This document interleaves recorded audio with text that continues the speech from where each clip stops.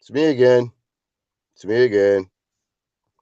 Hey, hey, Punch. The ones that's gonna not gonna give this guy credit or don't want you to give promo to him is ones that's definitely emotional and attached to this one right here.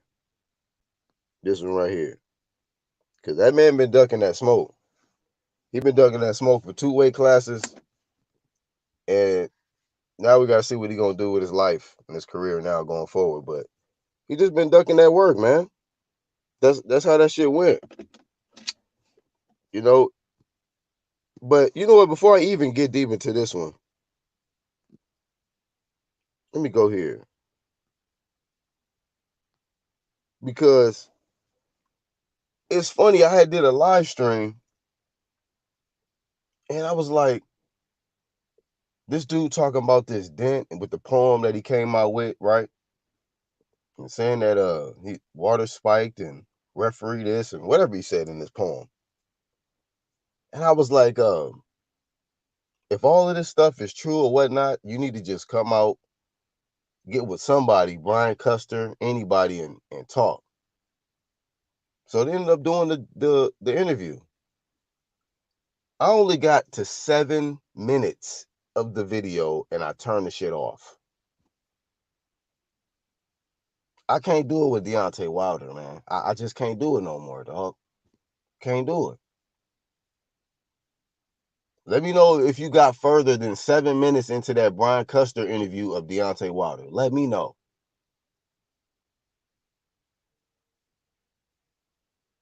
If it's some good information, email it or something to me. DarkCosmo11 at Gmail.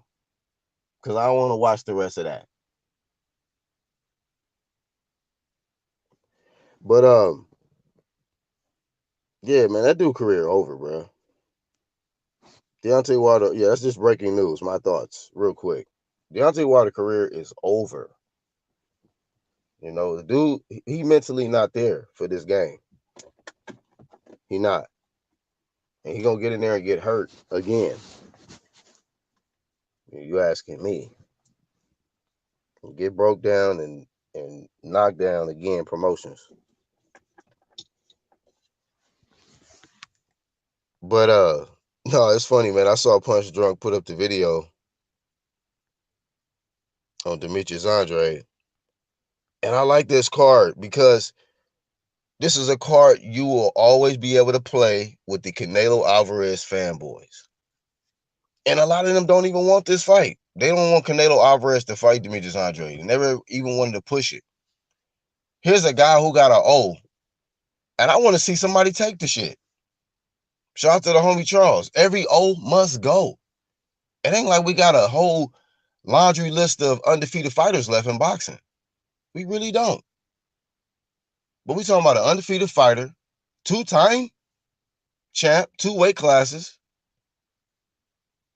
and is avoided like the plague, man. So this is just a fact.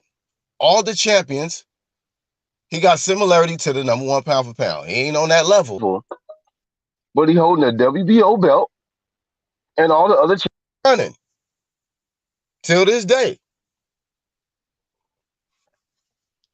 You got dude. So you got good contenders don't even want to go in that on that side to contend. You know, to get that work in with him. Got a good network. The Zone, Eddie Hearn back. Come on, man, stop it. We been knew what time it was. And the shit is catchy. It's me again. It's like they already called it, the nickname is already Boo Boo, right?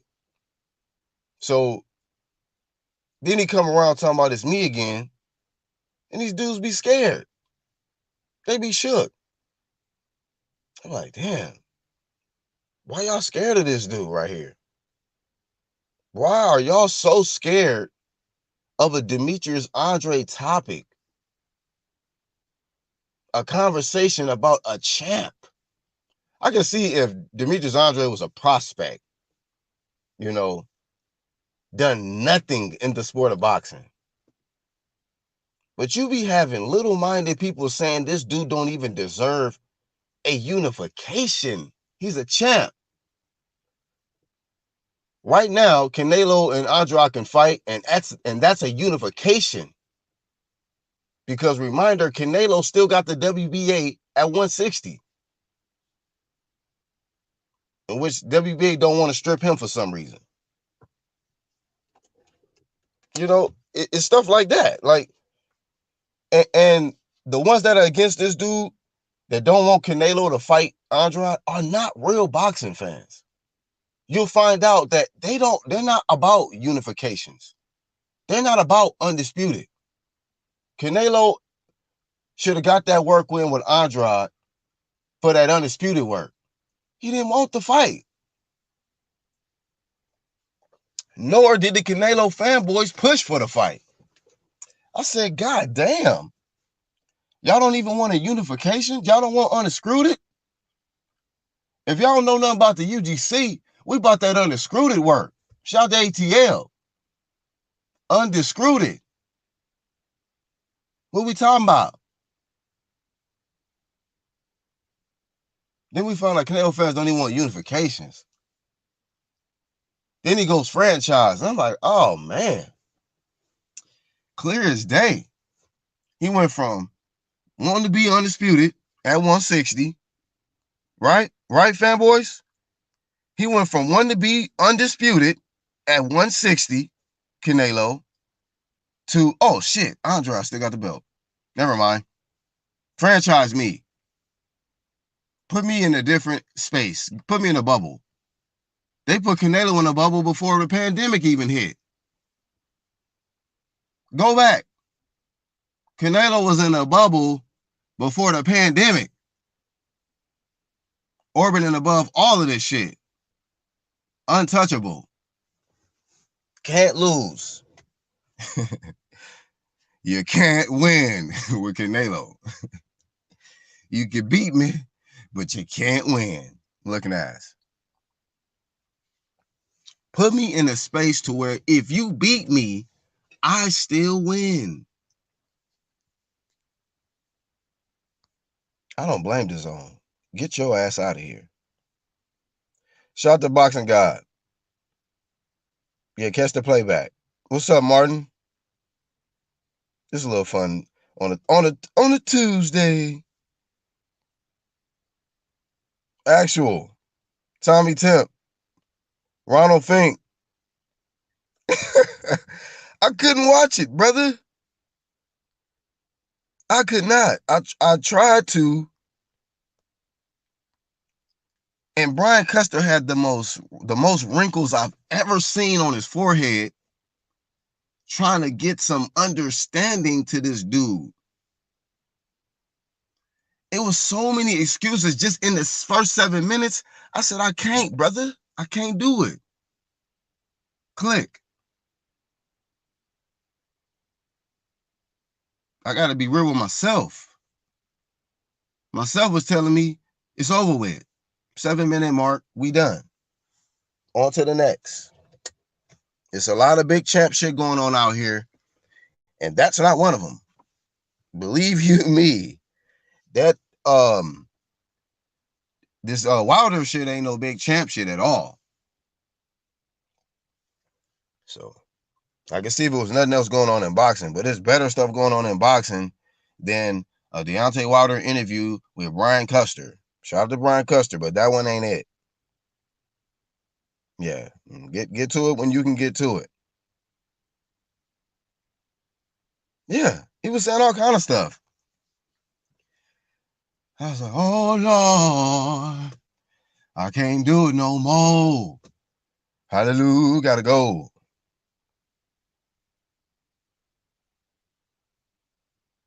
Canelo two-weight division duck of Andrade, not promoted over here. He gets no love over here. And these dudes stand holding hands defending this one. In mighty numbers defending this one. And one of the biggest ducks in boxing. Can't do it. Nigga, flame of the season.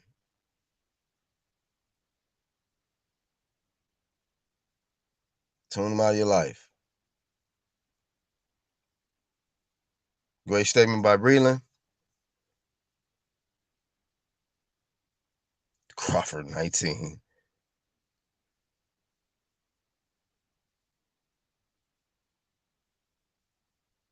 Fighting the kangaroo land.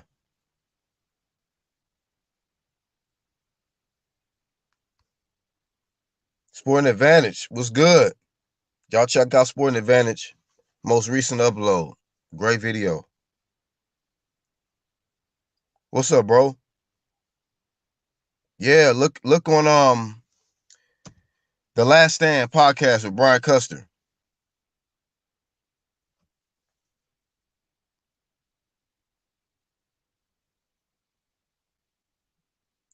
Ain't that some shit, Ronald?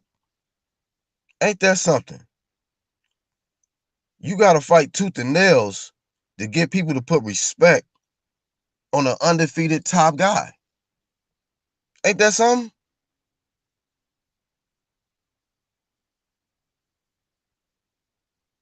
People are just born with hate. It's like somebody could be undefeated, willing to fight all top competition, right? And people will shit on that. Hey, if you got a channel and you want to find out where the most moisture in the fanboyism is at, just do a video on this one right here. Do a video on Demetrius Andrade, and you'll find out. You will find out. You hear all of these intelligent perspectives on how this man is irrelevant in boxing. They'll come out of the woodworks. They'll ask for a link and everything. You never see these fools before. You'd be like, damn, everybody wants to come and show up now. Says Wilder in church 1 minute and next he hanging out with pimps, predators, and twerking for nut huggers. I mean, come on, man. All you got to do is just look at the energy, look at the environment. It's clear as day. It's clear as day. Like I said, 7 minutes in, bro, it was nothing I was interested in. And I've seen a lot of interviews from Brian Custer. Shout out to him. But that one ain't it. I don't care how many views that one get. I was only able to get 7 minutes in. I said, it's over with.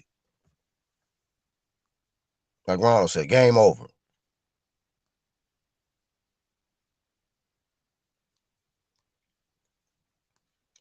But why are they so scared of this one on the screen, though? Every time you mention his name. And people be thinking, oh, when they hear UGC or when they hear Demetrius Andrade, they think about UGC. or they might think of Bruce. Because only a few of us speaking up on an undefeated fighter who got a belt. While the rest of the people acting like he a prospect. Want to bring up some past shit when present day you could get the reward and the smoke. Get that belt off of him. But I guess when it comes to Bud Crawford and Demetrius Andrade, these guys ain't done enough. They need to fight some more contenders and to qualify themselves to get a shot. They'll throw some hurdles. He need to fight 2 or 3 dudes first before he can get a shot with Canelo Alvarez, the franchise champion. You got to fight 3 or 4 of his leftovers first. Nobody care about your belt. Oh, y'all don't care about belts. No, we don't care about belts. Right. Like we thought. Just like we thought. Checkmate. Like we thought. This is when we found a checkmate with the Andrade shit. That's why I love this card right here. We found out who was really boxing fans or who was really fanboys. Because they was like, no, nobody care about you. We don't care about the unification. Nobody care about Undisputed. This Canelo Alvarez. Why he gotta care about Undisputed? He Canelo Alvarez. Because he said he wanted to do it, stupid. That's why, stupid. When your guy say he want to be undisputed and we pushing undisputed, that's why we talking about this fight. Stupid.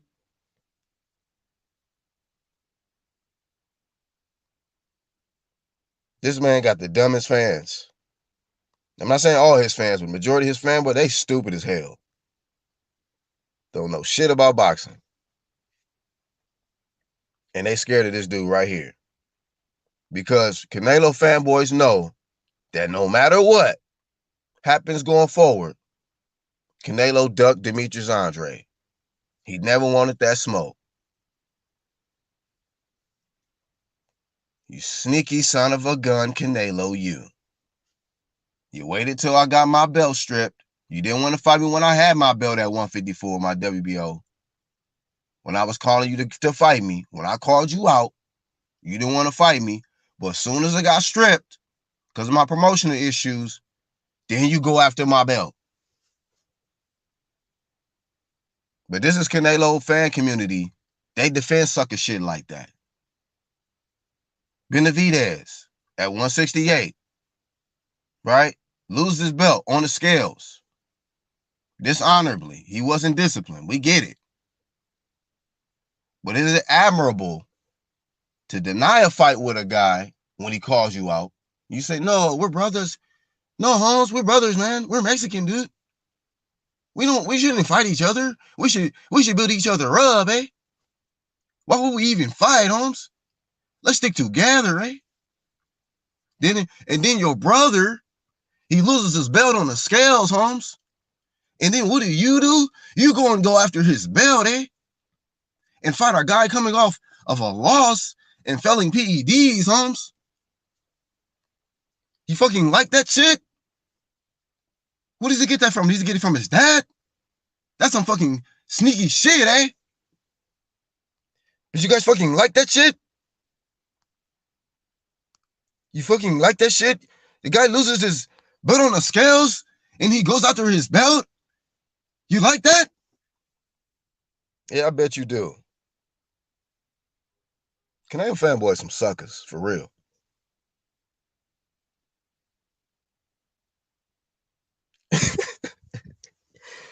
Four-time weight. Get your monkey ass the fuck out of here. Weak ass career. Hyped up career, man.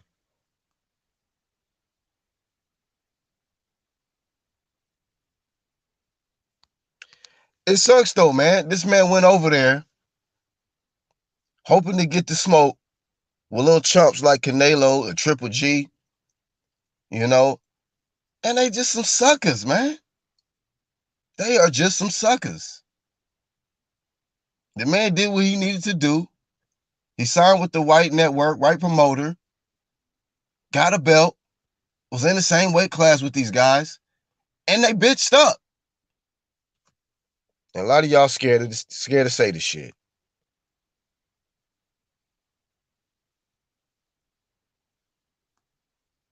Right. Shout out to 1-2 Kid with that video yesterday on Canelo. You know? I mean, that scheme, man, bruh. That's one of the dopest spoofs I've seen. Period. Flat out. I laughed the whole way through.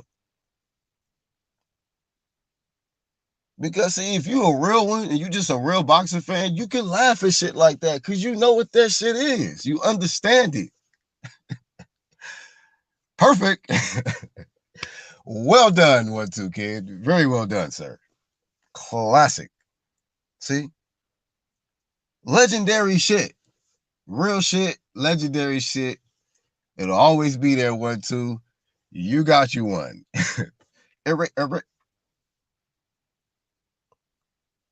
Truth is the new hate. You fucking like that shit? Sucker shit, man. Fucking wait for him to get his belt stripped from his promotion problems, Holmes. And then after you deny a fight with him, you go after his belt, eh? You fucking like that shit? Fucking goes out here and does some clenbuterol and gets away with it. Then he gets franchised. You like that shit? don't fuck with these suckers with these weak ass shit, man. They be all over this dude top for the sucker shit. Shout out to my bro.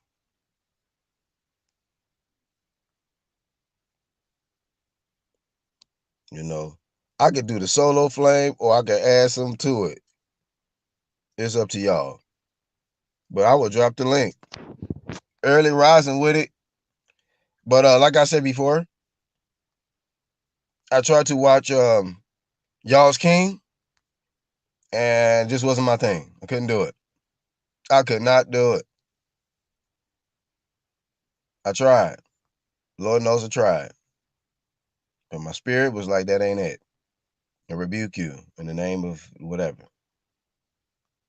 I was out of there. Toby.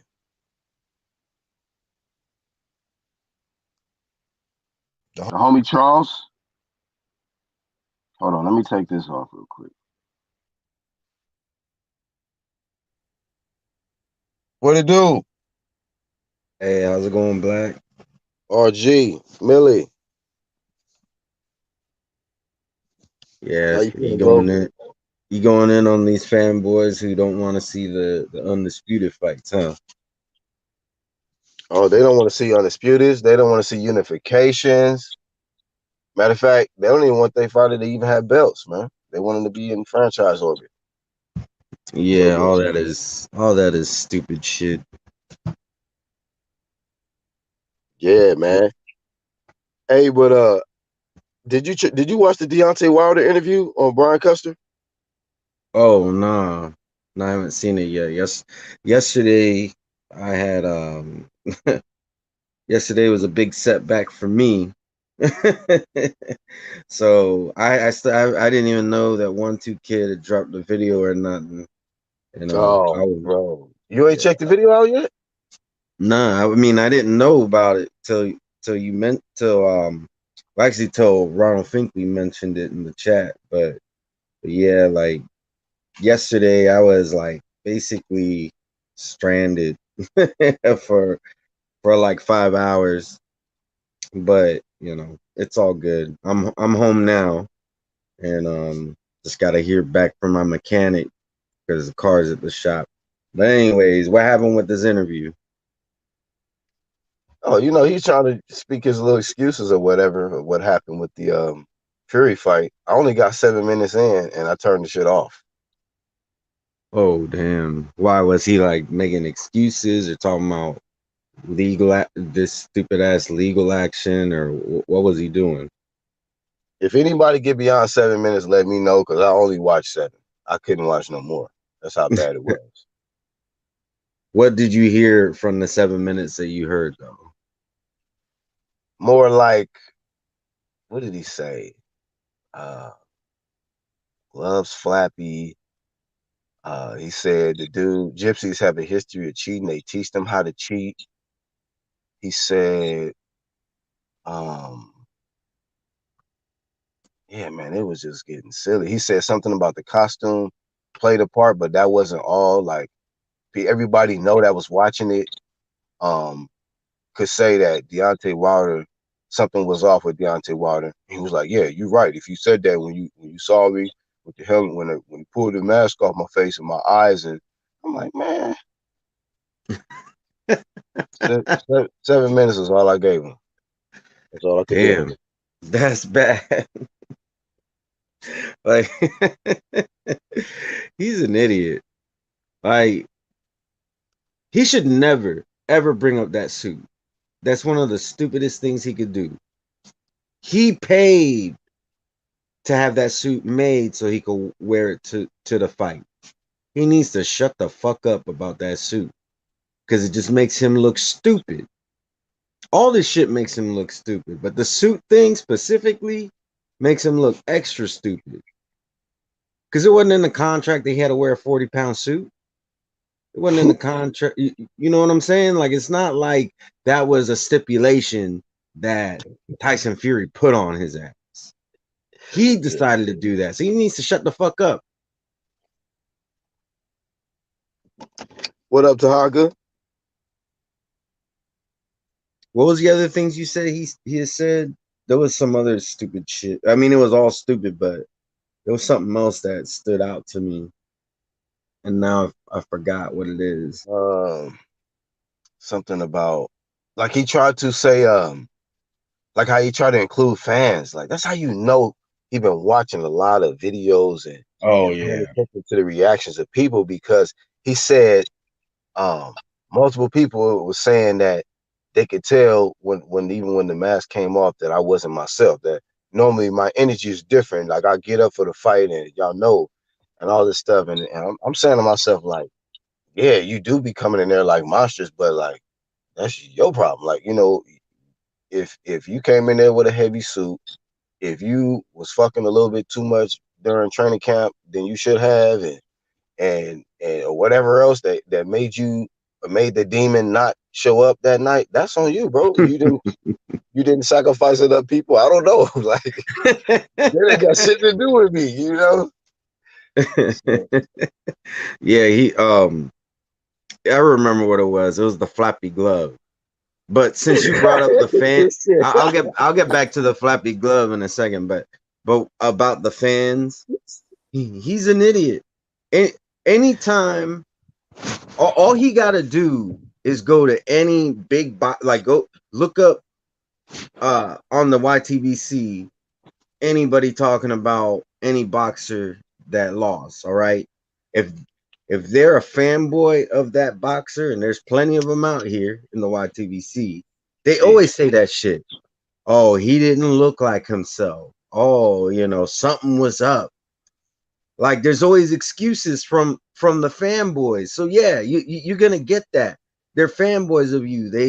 If you check videos before that, and the dude is talking, there's one guy on here. I'm not gonna say his name, but shout out to Boxing Finesse. He did an edit like months ago. This guy's there talking about Deontay Wilder's dick size. All right, don't listen to this guy in his opinion on your loss, because obviously he has an obsession with you, and he's gonna make excuses. He's gonna say you didn't look like yourself.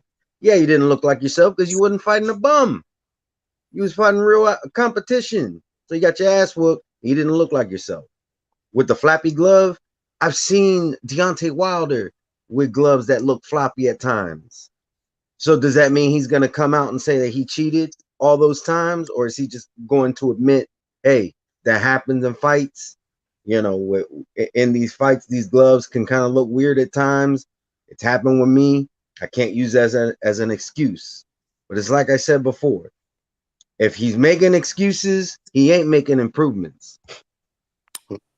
right. Yeah, I like that yeah. one. What's If up, I Angel? This shit if right here.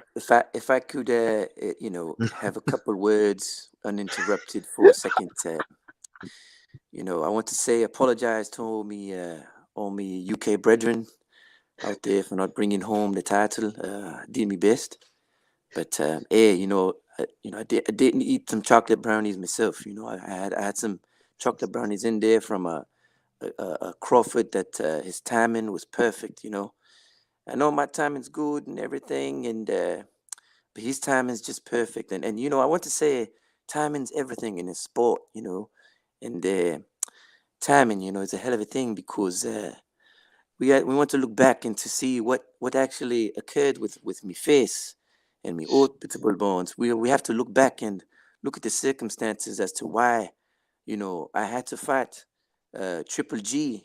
Triple G originally broke me face, and and now and people want to talk, you know, chat shit about me and talk chat shit about Boo Boo Andrade, and shout out to Boo Boo Andrade. And but people that need to understand the circumstance as to why I stepped up to fight Triple G, and where was Canelo Alvarez, Santos, Saul Alvarez, Canelito. Why didn't he step up at that time to fight the Triple G? And it was me. I saw the opportunity to be great.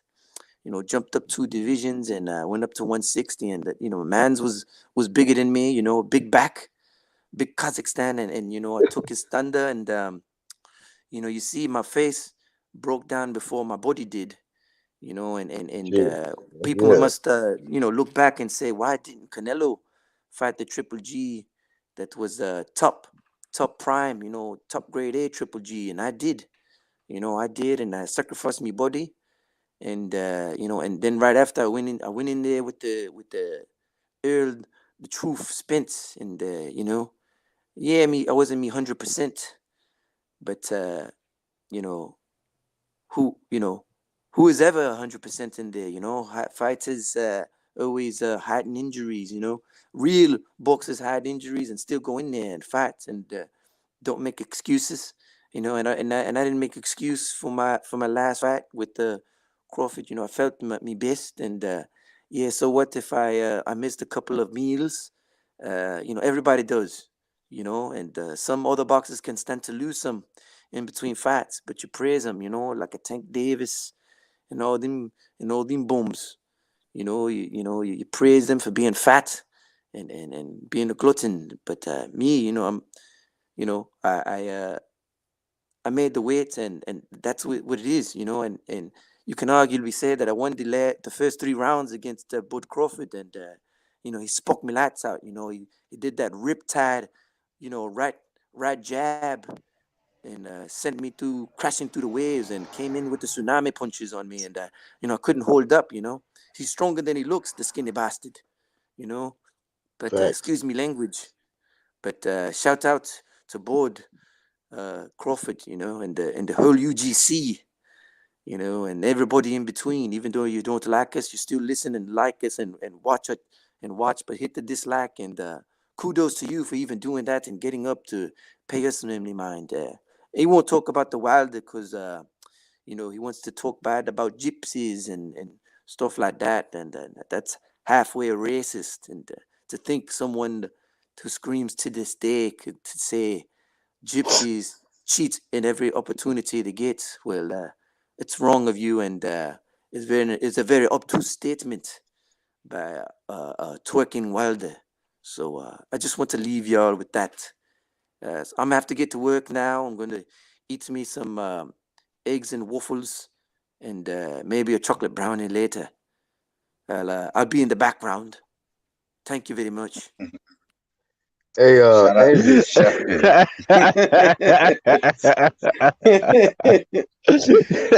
Why that Yeah, picture of that's Kell crazy. Brook look like a fucking Michael Jackson Thriller extra and shit? You're right.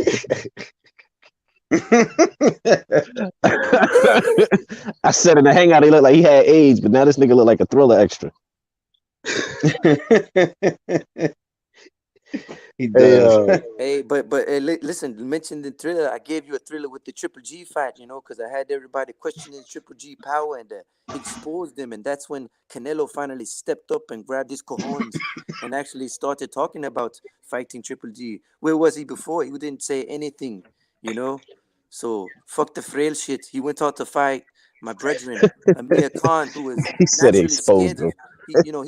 He went out to fight Amir Khan, who was scared of me. To this day, Amir Khan is scared to fight me. We This both nigga have said he brittle exposed faces. Triple G's He has his power when that brittle, nigga broke his orbital bone. Amir Khan has his brittle chin, and I have my brittle face. So let's go at it. hey, now, like real shit though. Hey, so like Angel, and real shit in all seriousness, since you brought up Kell Brook, I do want to give props to Kell Brook. I was gonna do a separate video, but I want to give props to Kell Brook because this motherfucker ain't no punk. Like you said, Kell Brook jumped in there with Triple G. When Triple G was considered the boogeyman at middleweight, he jumped back in there. He jumped in there with Errol Spence to defend his belt. This motherfucker just got out of there with the motherfucking number one pound for pound fighter. And so he took some L's, but dude ain't fucking ducking them like a lot of these other fighters we know about. But that's Oh why they call me the shit! special one.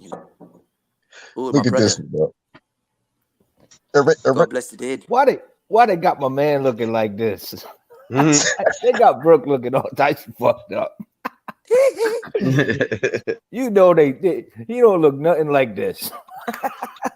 He didn't look nothing like this, man. That's But you some know who's the bullshit. real? Yeah, Who's the real? that's the You know picture of who's the Kell real? Brook with a curl, nigga. But who's the real scary guy in the whole of boxing is the Santos Saul Alvarez. He's the real scary one. You know, he doesn't step up until someone gets quote unquote exposed. Yeah. Nigga 1-2 kid stupid. Hey, I gotta say this 1-2 kid, man. That video was classic, dog. I watched that shit over and over and over. I had to stop watching. I'm like, okay, man, I'm fucking burning out YouTube watching the shit over and over. But that's just hilarious, bro. Yeah, that was on the whim, man. I was just like, this shit. I was watching Training Day and was like, yo, it's like I could put this shit together, man. It's like this shit's perfect. Perfect, dog. Yeah, I was like, yeah, I know exactly what I could do with this shit. I was like, I'm having some fun with this motherfucker. Mm-hmm. That shit had me like boxing guy. That shit had me weak. Hey, that was hilarious though, Angel. That shit, that motherfucker, whoever fucking made that image like that, man. Yeah. Damn. Salty. Wow. I would love to see them do Gerald Miller face. Yeah, like you that. seen how 50 Cent looked when he played that movie when he had cancer? Yeah. That was crazy. That's what that shit looked like. That looked like 50 Cent in that one movie. Uh-huh. So don't bring no brownies around Wilder. He's gonna throw it back for one brownie.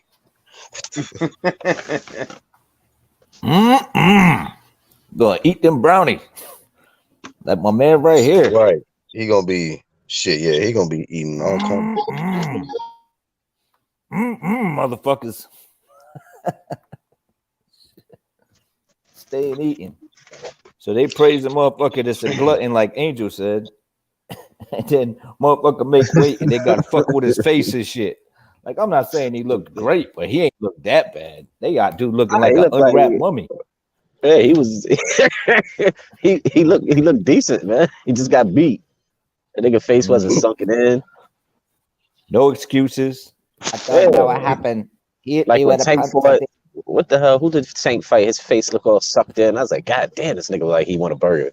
But he didn't look that bad, man. Brooke was straight. Look, man. Brooke was okay. He was fucking big as fuck. They trying to say that Brooke was trying to sell the knockout. I'm like, damn, you motherfuckers really must. These niggas really hate Crawford, man. Yeah, man. Oh yeah, there was one dude. All right, ahead of the fight, this dude, he said Kell Brook was gonna knock out Terrence Crawford, and then when Terrence Crawford beats him in 4 rounds, he said, "Oh, I ain't impressed." So the dude, not only does he beat the guy you said was gonna knock him out, but he gets him out of there in 4 rounds. Now you're not impressed. To me, that's some hate. Off a power jab / hook. Yeah. You know, and that's the thing, man. That's the whole thing about it is it's like now you're not impressed. You know what I mean? It's like even as a boxer fan, it's a knockout. You know, I was impressed with the Tank knockout. I was like, that uppercut, still fun. You know what I'm saying? Even though dude brought him up, I was still like, it's kind of a BS fight, but hey, man, he did what he had to do. He did what he was supposed to do. Yeah, you can even do that see. shit.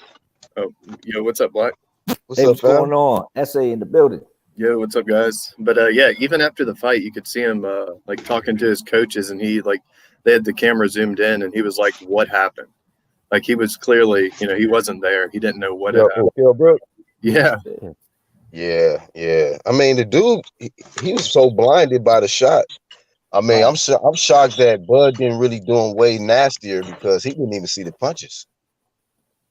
Yeah. As soon as he got hit with that shot, he was looking the other way. He was like, someone's taking me tires. Put my tire back on the car. Like he didn't know what the fuck was going on at that moment. Now, people talk about the punch resistance. Hey, man, his punch resistance is gone. It's like that Crawford punch didn't help. So, you know what I mean? I'm like, hey, like it is what it is, man. You see it, man. It's a knockout. He did what he had to do, and it is what it is, man. Y'all heard that Bob was talking shit about Crawford, though? I mean, but that was before he was trying to promote him at the end of the fight. Yeah, well, hey, I mean, but like I said, that look that Crawford gave him, it looked like, hey, you give me something big now, or I'm out of here. Top Rank is gonna have to do it without me. You know what I mean? So, hey, if he might get if he get the Pacquiao fight, he might stay put. I don't know. Yeah, they said something about Bob's going to owe him like $1 million if he doesn't at least offer Spence the fight or something. I didn't read too much into it, but does anybody know what that's about? I haven't heard that yet. Yeah, I haven't heard that either.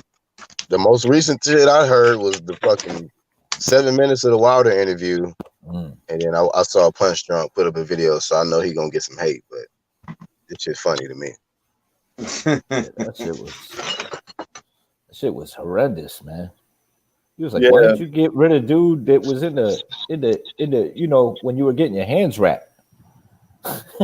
And hey, so 1-2, did you get beyond 7 minutes? That's all I got. Nah, man, I got like as soon as he started talking the shit he was talking, I was like, dude, asking the right questions, but it's like redundant. We know what he's gonna say. It's like I didn't get too far in it either, man. I was just like, oh man, he said that. Maybe he's gonna change his answer. I'm like, he said the same shit. Like it sounds like it sounds like he might as well have been interviewing one of these dudes from YouTube. He would have got the same responses. Yep, that's right.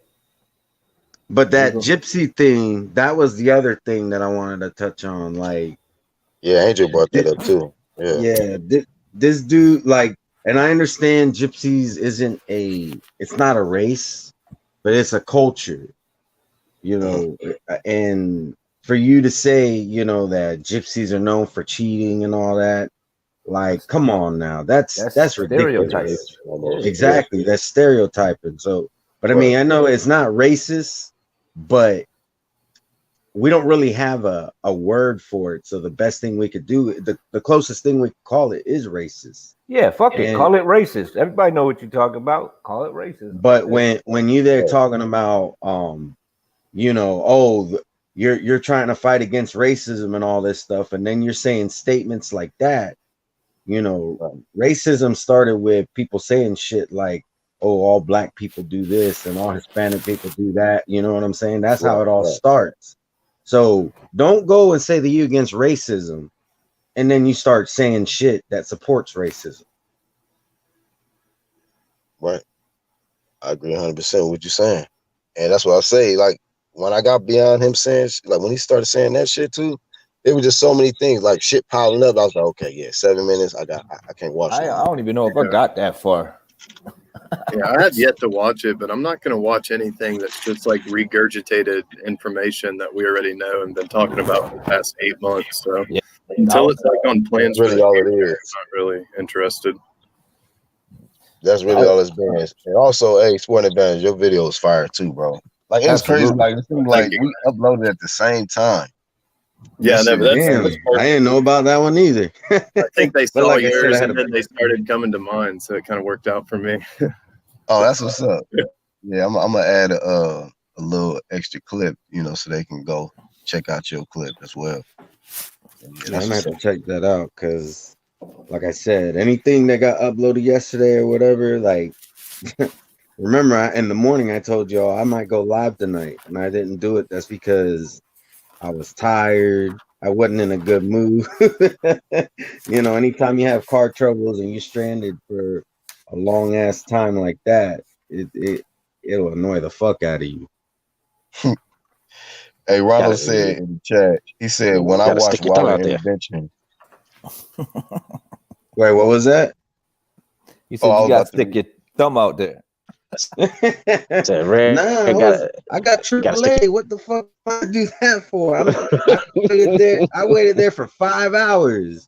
You got just in case somebody just in case somebody pull over, nigga, you gave him the thumbs up, like, hey, nice car, just fuck with him.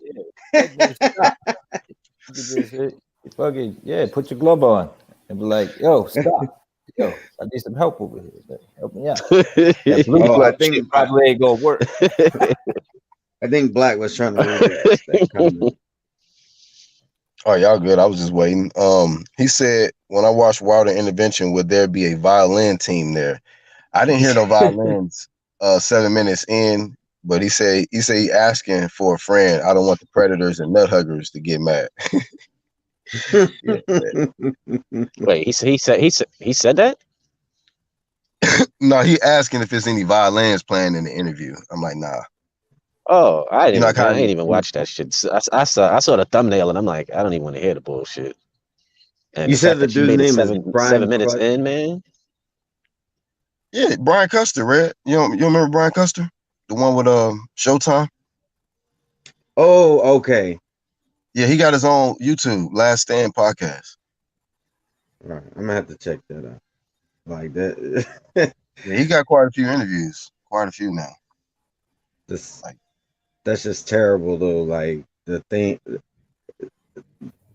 about what he said about gypsies. All right, I've only met one gypsy in my whole life, and I don't even know him in real life. But this is what I know. I've seen people talk shit about this guy, and he goes and he sends them super chat. So, what? What? Say what? No, I only know one. I've only met one gypsy my whole life, and it's in the YTVC. That's Mark, and I've seen people talk shit, shit talk him and him maybe not that same day, but not long after he's sending them super chats and stuff.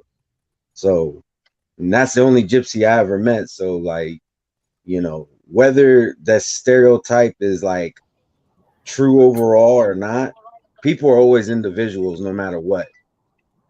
So Yeah. but My biggest thing is I know very little about gypsies, and I'm pretty sure Wilder he doesn't know anything as well, like most Americans. So I don't know if he should be really kind of talking about something like that. Man, the only gypsies we know in the city is cabs, gypsy cabs, back in the '80s, and walk see, like a I gypsy and actually all that do. other shit. Oh my bad. I was gonna Oh say no, I you good. actually do know a little bit about gypsies because there was a show I used to watch. Um, and I know this much, it's true they travel and all that, but they're also like real strict. Like, and I'm sure it depends on the because there's gypsies in within different countries as well. But like from what I saw, they're like real strict, like with their daughters. A lot of times, the first time they talk to a guy, that's the guy that they're marrying. And it's not even arranged. It's not even an arranged thing. It's like one day they'll be like 13, 14, 15. Their parent will finally, like the parents of the girl and the parents of these guys, they'll all of a sudden have like a big get together, and whoever hits it off usually ends up getting married, a couple years down the line. Oh, So fuck that. yeah, it's real. That's how it is with gypsies. That's how it is in their culture, though. And like I said, I'm sure it's a little bit different from country to country, but from what I saw, that's how they are. And Yeah, and I the don't know guys, about that. here's the fucked up thing though. The guys can fuck around with non-gypsy girls and fuck them and all this stuff. So it's different when you have boys, you let them do whatever the fuck they want. And then when they, like I said, like usually a bunch of gypsies will get together and say, all right, we're gonna let our daughters hang out with your sons, and whatever happens happens. That's fucking crazy. Hey, That is crazy. Toby says, I had a lot of dealings with gypsies, and on the whole, they are great people who, if you're good with them, they got your back for life, 100%. I think Toby lives in the UK, right? Yeah, he lives in the UK. Yeah. And just to be specific, what I was talking about was American gypsies. So if it's different in another country, that's why I kept on saying I'm sure it differs. But I'm sure there's similarities as well. Right. So, but yeah, that. man. Yeah, Phil. I'm talking to your daughter now. I gotta marry her. Yo, you fucking nuts. It's not like a rule. It's not like set in stone, though, Charles. It's just that's how it typically goes. It's like I said, it's been a while since I seen the show too, but I Typically remember I not was gonna talk like, to your daughter like this. But I just think it's crazy that it's common that the girls like they can't unless it's their father or like a first cousin. They ain't allowed to talk to them or socialize or nothing until, like I said, they usually will have some kind of a get together, and that's what they do. So, and they're like real strict. They a lot of times they're even strict on their daughter's diet. Like a lot of them girls are fit because their parents don't allow them to like overindulge and eat like fatty foods and shit. It's like it's real strict for the girls, and the guys they kind of get to do whatever the fuck they want. Right. Sounds like Red's gonna be joining a gypsy tribe soon or something. Red knows a whole lot about that shit for real. I can appreciate that fact they don't let their daughter get fat, but the whole okay, you're talking to her, you're getting married. Like, shit, I wish a nigga would. There's a lot of cultures like that, though. There's a lot of cultures like that. If they catch you talking to somebody, they're gonna make you marry him. But the bottom line is this: cultures are gonna be looking like Demetrius Andrade in this picture. Point. You about to marry? You about to marry, motherfucker? You marrying that motherfucker? Y'all got to get married. Yeah. Nigga, that's my facial expression. Like, you can have your daughter back because I'm not ready for this kind of a commitment. I'm only 16. Get the hell away from me. Hey, Charles, real quick though, since I still got this image up, you know, you're the one that came up with the every old must go. Who gonna take this man old, man? Does anybody want to, or they want to let this man just avoid this man until he go on? Oh no, his O is safe as long as he's fighting Dusties and all of that. Since the big boys don't want to act like they want smoke with him, he ain't gonna get a big fight. I don't see it happening. You don't think he'll ever get a big fight then, Demetrius Andrade? Not at 60. Not at 60. He hasn't fought enough contenders yet for him to deserve a big fight. What if motherfucker got a goddamn title? Fuck you mean he needs to fight contenders? He need to be fighting champions. Right. But he's one of the people that gets different, you know what I mean, restrictions on him. He got to fight a certain amount of contenders before he qualifies. He got the same shit as Bud right now. You know what I mean? Who has he fought? I mean, even though Bud fought people, but that's usually what they bring up. Right. Like he hasn't fought that top premier name yet, or how they say. You know what I mean? But if you got a belt, you should be wanting to take that or unify, one or the other. Didn't Charlo say he was motivated by his brother to try to unify? He was talking about unifying with this nigga. What happened with that shit? I don't know. Charlo community. What happened with that?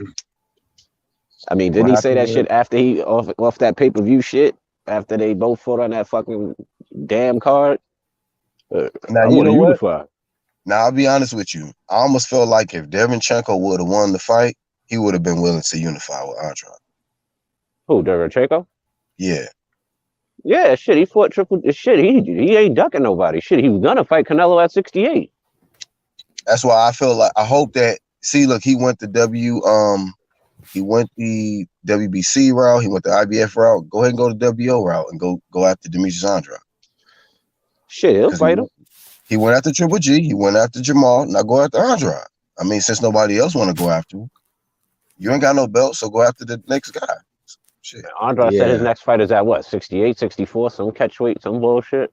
No, go after that man's belt. Like, get in the WBO, do what you got to do to put yourself in position, because, you know, Andrade need to stay focused on that belt he got at 160. Like, this 160 is dying, so it's crazy, man. They got all of this talent there, and these dudes not trying to mix it up. But you know what they're gonna do as soon as if he get in there and he beat a Derevyanchenko, they're gonna say, well, Derevyanchenko was washed. Yeah, he's damaged goods. Right. Just like with Bud and Kell Brook, you know, damaged goods. A lot of the fanboy community been asking for the Andrade and Demetrius fight and saying he need to fight that guy before he can get a Canelo fight. Shit like that. Where the hell's where's that community that's not pushing Charlo towards motherfucking Space Cadet? This nigga need to fight. This nigga need to fight everybody but Charlo. He ain't deserve a fight yet. The nigga's a champion. Fuck you mean he ain't deserve a fight? The fuck is wrong with y'all niggas? 2 times.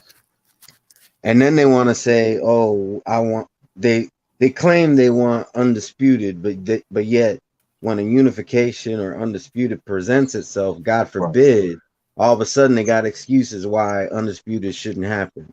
Exactly. Right. What was the excuse why Charlo didn't take that $7 mil? $7 million. What was and he said, "Hey, well, if you can offer it, we'll send Boo Boo over to your platform. Just offer them the same thing." Like, what was so the there was no way that wasn't supposed to not happen. Like $7 million. They was all the way with it. We'll send them over there. We'll send them over there. About the shit, it'll just disappear. Let's just don't even mention it. just don't say shit. He tried to call Al, and Al's phone's disconnected. I don't know what the fuck happened. Right. Like, come on, dog. He offered you $7 million, and all you had to do was match it. You could come fight over here. I'll come over there. Fuck your side of the street. I'll come over there. For you, it's almost like they're willing to pay somebody to answer the phone and be like, "It turns out that Bob Arum was right. Al Heyman doesn't exist. Sorry for the inconvenience." Right. Pay someone to answer that shit like brr, brr, brr. Right. The number that you have called is not in service. they paying somebody to be the operator and shit. The number you have reached is not in service. Right. If you've made it this far, we're here to let you know that this was all a joke. The gig is up. Al Heyman doesn't really work here. Right. Thanks for calling Target. Thanks for calling Target. Hey, Charles, like Leroy and Last Dragon. This is a computer. Yeah, it's a computer. With the fortune cookies and shit. This is not real. There's no Al who works here, nor has there ever been an Al that works here. Sorry. Yeah, like the fuck out of here, man. $7 million, you turn that down? Be AB in there with a big belly smoking a cigar and shit. What the fuck? How'd you get my cell phone number? How'd you get my number, motherfucker? Nah, but I don't know what the fuck is up with these goofballs, man. Something need to shake. Yeah, man. Because his career is just gonna be like, it's laughable at this point, man. And you can't really get mad at the nigga. It ain't like he not calling him out. He just can't get him. Can't get him. That's man. a damn shame. You got the champion calling out motherfuckers and can't get a fight. People okay with this man just being avoided and keeping his undefeated record. No, I want to see this motherfucker in there with top dudes, so I can see if that old gonna go away or if he gonna really be as good as he think he is. You know, all this "it's me again" shit. Like this is the difference between real boxing fans and fanboys. See, because fanboys don't want to see their fighters get in there with other top champs and shit. Like I want to see all of these dudes get in there and mix it up. All of them. Like if this nigga Andrade loses, oh well. At least you got in there with a top guy. You know, I would rather see him lose. Yeah, that's what Boo Boo said too. He was like, "Yo, fuck it. If I lose, I lost to a champion. Ain't like I lost to some bum ass nigga. I lost to a dude holding the belt." Right. Like I would hate for him to just be avoided by all these top champs, and then he start declining and end up getting beat by a goddamn Reggie Wright who works at HEB or motherfucking Rouse or some shit. Like, damn, dog. Or Dusty dusts him off. Yeah. Being avoided by all this top smoking and end up getting beat by a dude that mop floors overnight and shit. And you know the fanboys are gonna be sitting there waiting, like I told y'all. Right. He wasn't what y'all thought he was. Right. You know what's funny at is 40 years old and shit. Meanwhile, Canelo still hasn't fought anybody on a 2-year layoff. Right. He'd be on a 2-year layoff. See, Canelo would have dusted him off. That's why you're at the house right now. Yeah, Canelo punk ass is still considering that Turkish motherfucker. Like, come on, man. And then a lot of these people who say the belts, they don't care about the belts. They'll be the first one to say, "Oh, so and so is a 4-weight champion." It's like, wait a minute, you said the belts don't matter, so why should we give a fuck if how many weight divisions they were a champion in? Yeah, but the belts only matter when it's their guy. When it fits for they, it fits for complain about guys trying to fight their sparring partners, but their guys still trying to do it. And you know, it is what it is, man. I mean, you call it down the middle.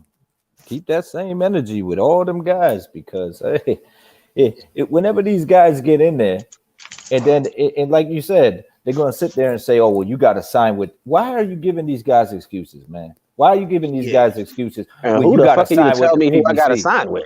Yeah, now you should. If you would have signed with these guys, it's like you're a fight fan. What the fuck you care about any of that shit?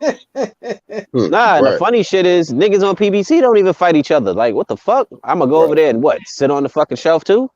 They gonna leave, man. The motherfucker go over there. If a nigga who got that real smoke come over there, the ones that don't want to fight gonna probably jump ship or just keep avoiding that work. Hey, but I gotta give it to PBC. They have been fighting each other a little bit more recently. Yeah, it's because everyone's fucking complaining. Like, the fuck are y'all doing over there? Yeah, because they avoided fighting that real competition. So they like, well, if you're gonna fight some real competition, you gotta be in house. The belts ain't moving. The belts are staying right over here. Yup, we attach our network to this motherfucking belt. Hey, so they talking about the Bob Arum comments, in the chat, in the live chat right now. What's your thoughts on that? Man, fuck Bob. They tried to do the same shit with motherfucking. What did he say? Basically saying he lost money trying to promote Bud, and Bud needs to, promote himself and shit like that. And and do his job. His job is to get in the ring and whoop ass. You're the promoter, right? Exactly. If you don't want to promote me, I don't need to pay you. I will promote myself. I let my fist do the talking. Fuck you, me. Him saying that he's going to go bankrupt promoting him. No, you're going bankrupt because your fighters like Miller are not, putting on displays and making you money. Right. Don't let the interviewer make you dish your own fighter. Like, how is that a good promotion? How exactly. Like, how you gonna say T.O.'s not worth the money the way he was fighting Loma? Like, he's not worth it. Like, what kind of promoter are you, nigga? Yeah, he did that shit with dude too. What was it with Rigondeaux? Nobody wants to watch him. It's like that is terrible promotion. Hey, he could definitely take some notes from Oscar De La Hoya as far as promoting, because Oscar was promoting Canelo till the second he left his ass. It was that cocaine promoting Canelo. Yeah, hey, real quick, y'all. Man. Real quick, I want to bring some flame because y'all know I'm a thinker, and I was just sitting here thinking about something, man. That the two promoters that petitioned for that franchise, it backfired on them. Did it not? Yep. Did it not? Right. That's Arum and fucking. Let me look at it. Let's just look at it, right? Who was the first one? Canelo, right? Golden Boy, Canelo, quote unquote, them two, they made up that decision to go after that franchise shit. Golden Boy just lost Canelo Alvarez. Canelo Alvarez is in orbit somewhere. We don't know what's going on with the dude. But right now he's in a whole, like, in a different type of situation. Lomachenko, right? Bob Arum petition to protect his guy, Lomachenko, to get that franchise. He went there and got his ass whooped by Teofimo Lopez. That franchise is out of here. Of course, that's crazy because you're not supposed to. That wasn't supposed to be something you lose. That's a status. That's not even a fucking belt. I mean, they made a belt for it now. It looks like shit, but you ain't supposed to lose that shit. And if I was Teofimo, I'd have been like, Bob, you can kick rocks, you old fuck, because you thought I wasn't worth the money, and you probably didn't think I was gonna win this motherfucker. That's why you probably threw that shit in the deal. Like, he's not beating motherfucking Loma. Yeah, put that belt on there. Now all of a sudden he's the future. Like, shut your old ass up. Go die somewhere. Yeah, but it's like, so I'm looking at the Crawford situation. He put all of this money and energy behind protecting Lomachenko, even speaking up for Canelo. Don't bother Canelo and all of this shit because he was so for this franchise shit. And now the Loma's out the equation. I feel like he really had a lot banking on Loma. But now that that's out the equation, it's just like, well, now I'm stuck with just promoting and really putting this energy behind these other fighters I got. I don't really think he got the energy to do it like he wanted to do it with Loma. He can't do it. If you notice, the fighters that are doing it right now, they promote their fucking self. Mm-hmm. Like That should be Tio telling push you for everything. that shit. Like I'm Right. not. Why am I paying you? I pay your ass no attention, nigga. The fuck, I be on my own. And then he complained about the motherfuckers that don't do his job, and then the like, motherfuckers that is successful doing his job. So I can't make the Pacquiao or Crawford fight happen. Why not, motherfucker? They both your fighters.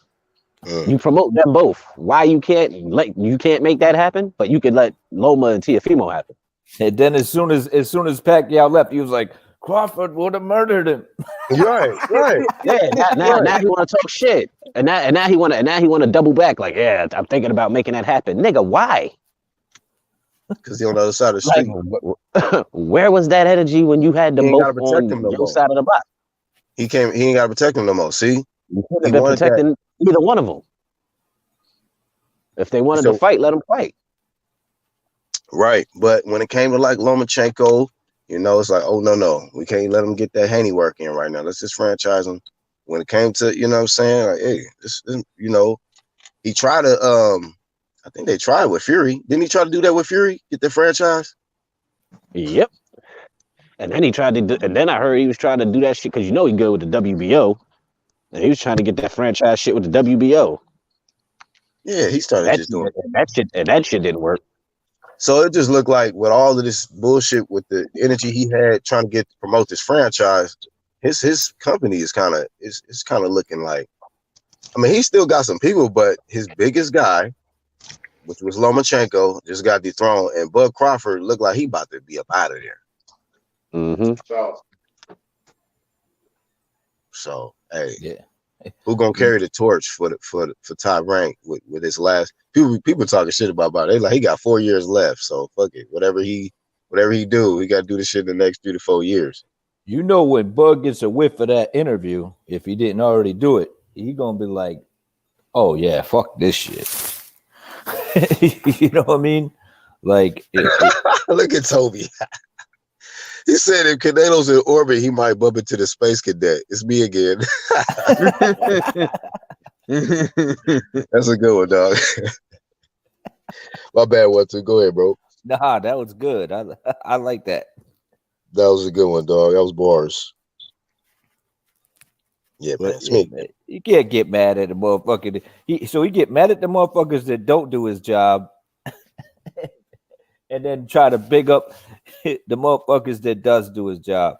I mean, how was Lomachenko promoting himself other than what he did in the ring? Exactly. Welcome to the club. It's like, come on, man. So they'll promote some shit like that one too. Welcome to my club. Like, just remix the shit, put a soundtrack on it. Though? Did you see the look on his face when he said it? The fanboys, I was like, God damn. Look, he looked a minute. Look, he stepped over the thing. Oh, look, it's good. Oh my God, it's good to try. I was like, shut the fuck up, man. Holy shit.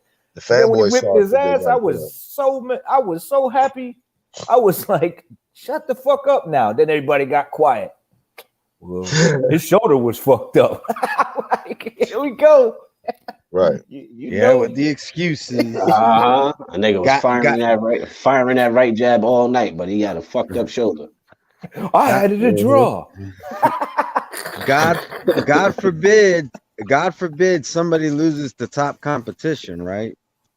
Yeah. You know they was already lined up to give it to Teofimo. Like, yep, told you he was green, wasn't ready. Hey, this is a good question right here. Anybody know this? He says, did anyone have the viewership numbers for Brooke versus Bud Crawford? That's a good question. I don't know it. Shit, I don't know. It was free TV. Shit. Yeah. But still, like, we seen because what did Teofimo Lopez and Loma do? They did good ass numbers. Shit, like 3 million. So I wonder what Bud and Brooke did. I know it wasn't that, but just kidding. I know. Doesn't Bud tend to do pretty good when it's on free TV? I don't know. I know when it's on pay-per-view and he got a fire-ass car, that shit do terrible. Better, I'm about to say better than his pay-per-view shit, because his pay-per-view shit don't be that hot, but still, I'm just saying. I thought 1 year he had like the highest views at everybody, like 1 year, if I'm not mistaken. Who the hell did he fight? I don't remember. It's been a couple years. Who, Jeff Horn? Was Might that have on? been That Jeff was on Horn. ESPN Plus. That was on Oh ESPN yeah, Plus. yeah, that was on ESPN Plus. I don't remember what fight it was, but it might have been before.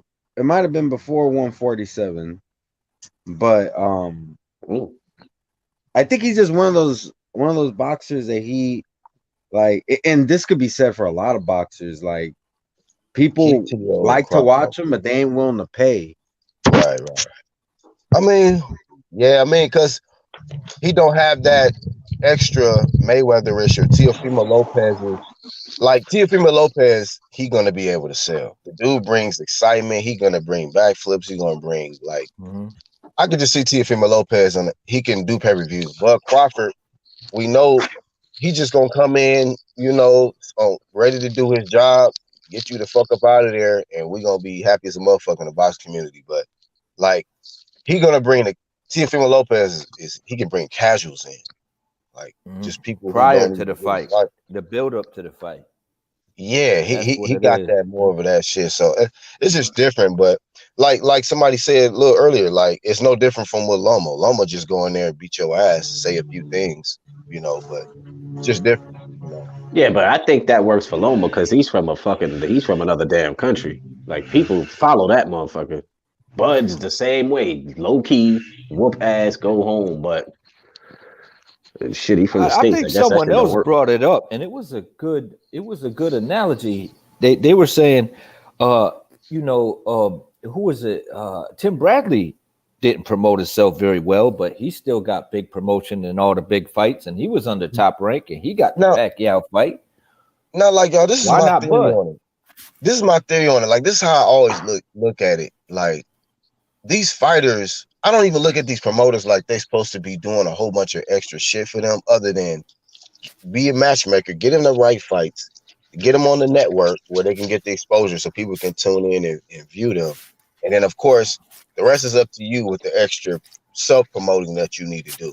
Like, it's a different era. You could do a channel. You could go on IG Live. Like, there's so many ways to connect with people. I don't know how that's going to translate into sales when you're doing a pay-per-view shit, but at least you'll get enough eyes on you if you're doing your part. But really, I just look at the promoters like, say, like even with the PBC and like I say, with the ESPN, the Zone, like, look, if you got a good guy that can get you the fights, a matchmaker, and you on that platform, the rest is on you. You know what I'm saying? Yeah. Well, I figure at the end of the day, it's all on the fucking fighter. These promoters got way too much power that they ain't supposed to fucking have. Like, if I say I want to fight this person, that's your job to make that happen. Don't sit there and tell me, oh, we're not ready. And nigga, you work for me. If I want to fight, I want to fight this motherfucker, make it happen. You know what the trend is that I noticed? If your trainer is saying that this dude's the baddest dude in the division besides you, there's a good chance you're not gonna fight him. Oh shit, yeah.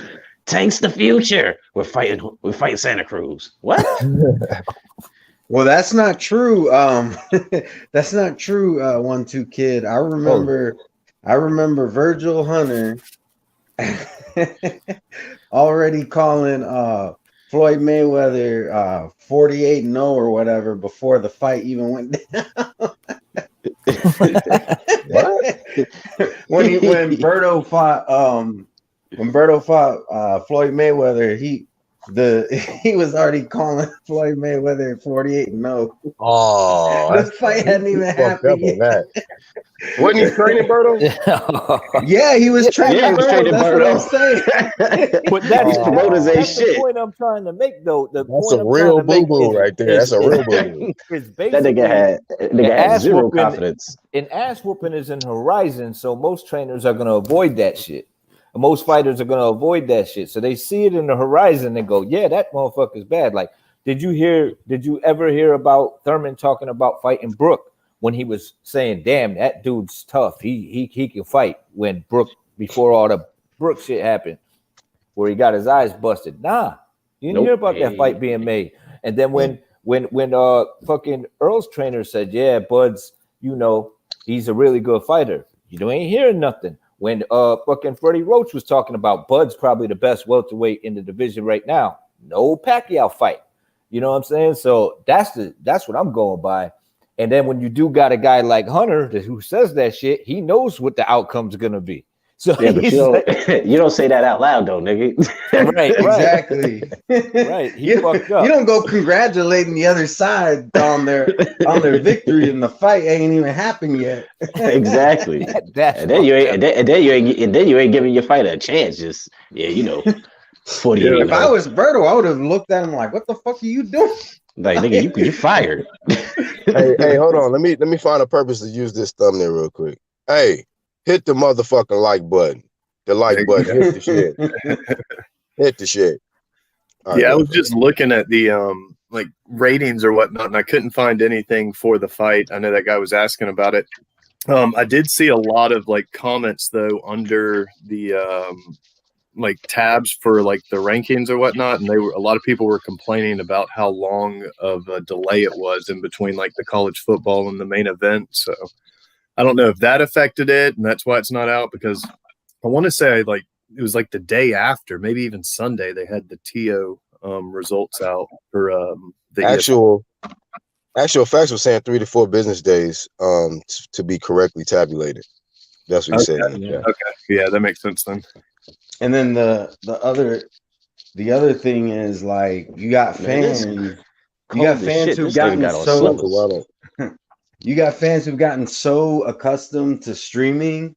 There'll be a fight on free TV, and you'll see them on YouTube. Anybody know where I can get a link to a stream? Yep. It's like, you don't need it. Just go turn it on. Yeah, like the ESPN, like, what the fuck y'all niggas got? Old fucking antenna TV? Probably. They still do that? You get 2, 4, 5, 7, 9, and 11? They got fucking shit. Broadcast that shit. Hey, here's a real question I got, man. I'm in a city and they don't even got that shit, nigga. If you ain't got cable, you ain't got TV. That's it. You can't even get regular shit. Well, when you finish, Charles, I got a question. Oh, I'm done. Go I was gonna ask this question real quick, because we was like Sport Advantage, 1-2 Kid, been doing some editing lately, but I noticed specifically me and Sport Advantage used a clip of when Crawford knocked out Benavidez. Where this motherfucker Benavidez been at since he got knocked out? Oh, I don't know. I heard nothing about him. That's a good goddamn question. My bad. No, I'm listening. I'm trying to see if y'all know any breaking news on him. I'm like, he got knocked out, and that was it. Nah, I don't know nothing. I haven't heard nothing about him. All I know is that might be the one where he had the highest viewership, because I remember me and my girlfriend were having a date night that night. And I remember being on my phone watching that shit. We was out and about. I went on my ESPN app and I was watching that shit. Hey, but you know what? I think date you on, Red. Hey, Red, you might be right, and I think what really helped the viewership for the fight was the weigh-in. Remember when he swung at him? Oh yeah, but they had a couple of altercations though. That weigh-in was one of them. It was creating so much buzz. Yeah, and then they was gonna fight they was gonna fight somewhere else. They was at a fight, and they ran into each other. He was like, yeah, exactly. He said, focus on your fight before you don't make it to the fight. Mm-hmm. They was gonna fight in the gym too. He walked in on Benavidez shit, and he could promote himself. He was at that motherfucker. They was ready to scrap right there. Yeah, wasn't that the women in his family who actually did that? Who, Bud? Yeah, I don't think it was actually Bud who showed up at the gym. I think it was like Bud. Yeah, Bud did show up. It was Bud. Bud did. Oh, he did. And he was they were talking about each other's moms or some shit. Something popped off, and then they was ready to get it right there. And they had to grab Bud and Benavidez. They were both fiery dudes. Yeah, they both had that animosity. And then didn't Benavidez say something about fried chicken to Bomac? Probably did. I mean, the fuck Bomac gonna get mad for? He looked like he eat all that shit, little fat motherfucker. Yeah, he probably the truth hurt him. Truth hurts, dude. I think Bud got mad about it though. You Kool-Aid drinking motherfucker. More than chicken in that motherfucker. You a glass of Kool-Aid away from diabetes, you fat fuck. What he get mad for? I gotta say though, Bomac probably the happiest trainer I ever seen in my entire life, man. Hell That dude always smiling. That motherfucker eat good and he can talk his shit. What the fuck? They got one of the best fighters in the goddamn world on planet, nigga. Shit. Hey, he cooked, and I know he cooks too. Like nigga, he like three and some change. He better know how to cook, that fat motherfucker. No, but I'm saying, but he also knows how to. He's like he knows like the nutrition. I know he don't look like he knows the nutrition, but he like. I saw where he was like cooking food for Bud and Shakur Stevenson. Yeah. Yeah, that's true though. He do be cooking for them. Toby says I've subbed the Buzz channel and just look. The last time he uploaded anything was a year ago. I want to comment on that and shout out to Bruce Vane. I'm gonna give him credit. Y'all can check out the channels tab.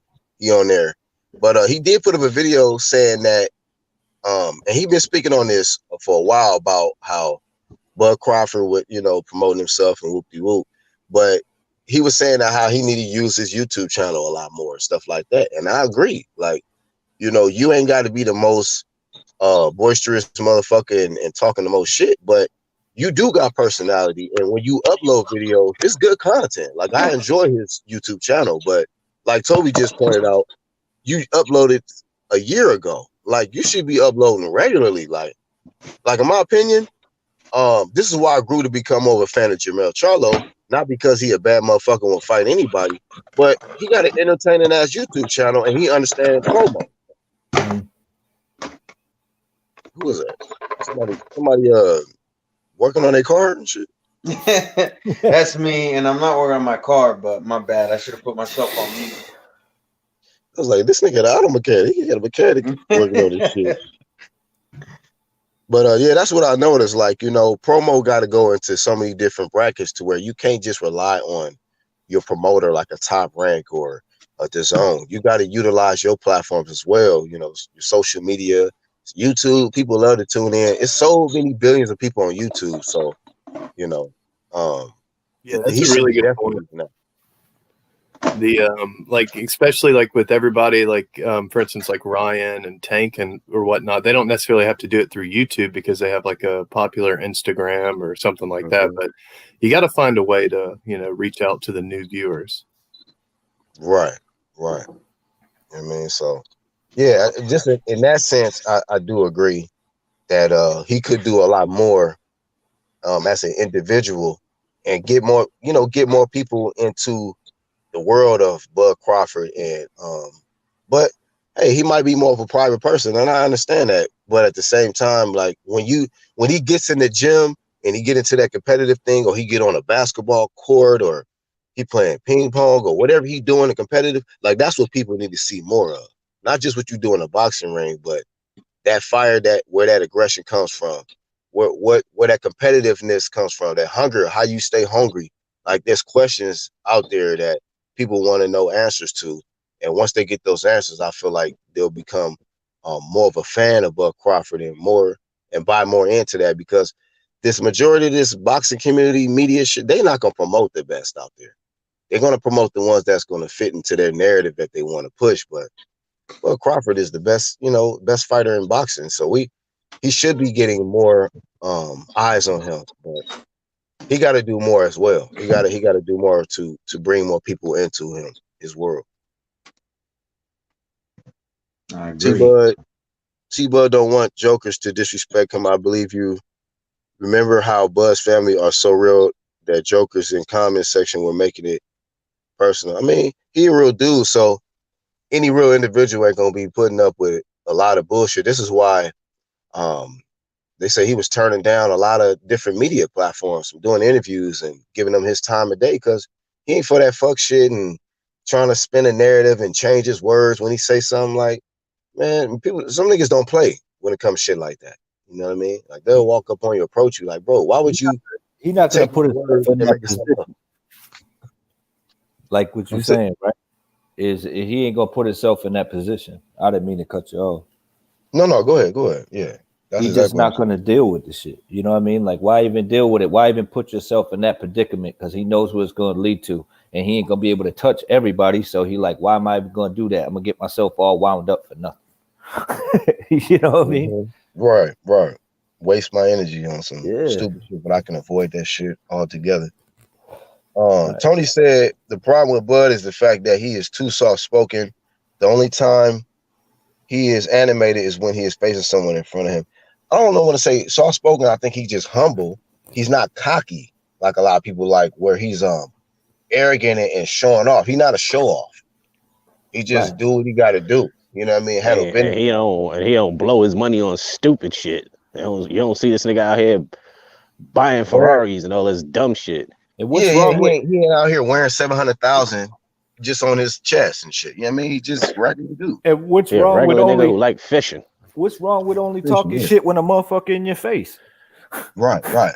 Like that's some real shit. It's like I'm not gonna sit here and talk shit about you when you're not around, but when I see you, that's real shit. And then one too, it's like this is a cloud chase era, so they rather see somebody who gonna go on camera and talk shit about 9 to 10 different people and say, "Oh yeah, I'll fuck him up. Oh, he an email champo. This motherfucker, he ain't lame. He ain't want no smoking."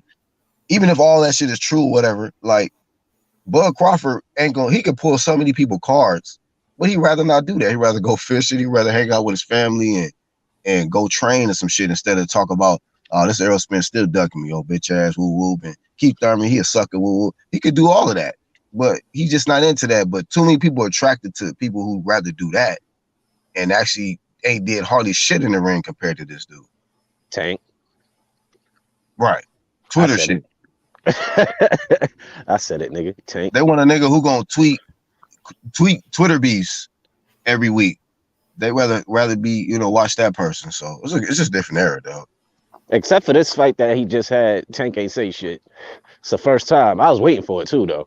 I was waiting to say some shit about now. Look how Loma look. Now imagine what I would have did. I was waiting for that shit. That motherfucker kept his mouth shut because he still ain't gonna want no parts of motherfucking Loma. Now they low key just like Tio. All these titles and all this. I was like, but that's Floyd though. But that didn't come from this nigga mouth. That didn't come. I was waiting for Tank. Like, come on and say some shit, and he ain't say nothing. I was like, oh, all right, cool. He can't say nothing when Floyd's there. He can't say shit. He can't say shit. Period. What he's gonna say? I'm a fucking thing. He what is he gonna say though? He damn sure wasn't fighting Loma, and Floyd wasn't letting him near him. Whenever he tried to talk, Floyd jumped right in front of him, like, take that. He be on his phone. Right.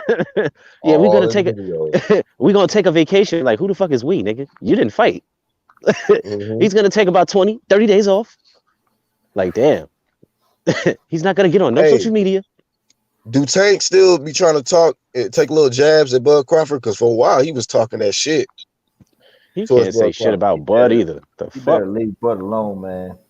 He was talking about the Gamboa, like when Bud Crawford fought him, and was trying to brag about something about when he was getting ready to fight him and shit. Like, man, your performance was trash compared to how Bud Crawford did Gamboa. You need to have a seat. Hey, in my opinion, if you're wearing shirts or hats that say strap season, you can't be talking about dudes who did Undisputed and you ain't done it yet. That's some shit. You representing Bud low key. Right. You promoting that nigga and shit. Strap season. Yeah, you goddamn right. That tag on the inside, that shit say Bud Crawford on that shit. hey, made in Nebraska and shit. Made in Omaha. Home of the Huskers. Shipped from Omaha and shit right to his ass. Bud is laughing his ass off like, yep, send this nigga all that shit.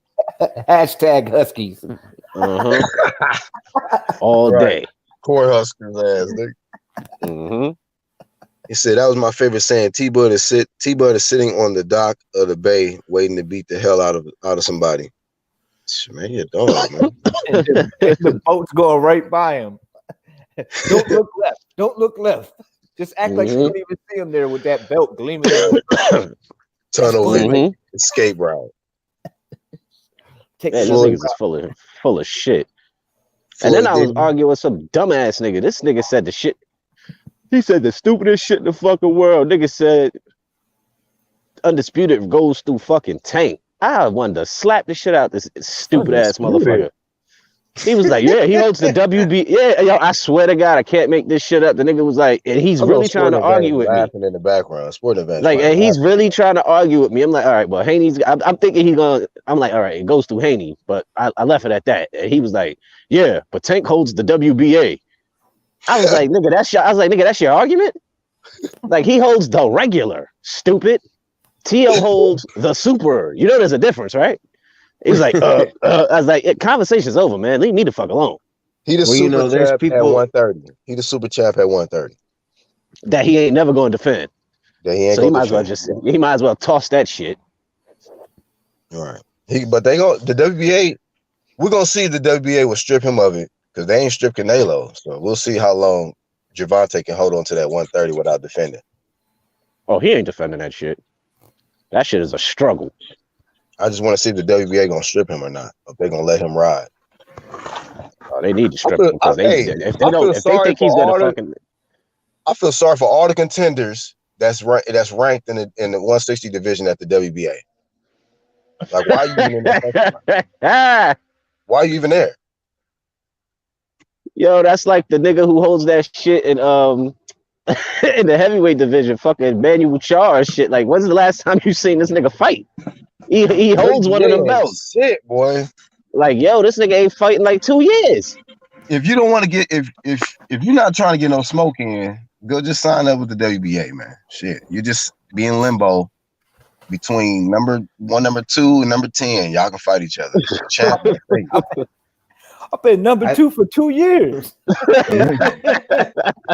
And number 1 is vacant and shit. I think they'll let Tank hold that belt for a little while because remember Machado, he was the regular champ, and instead of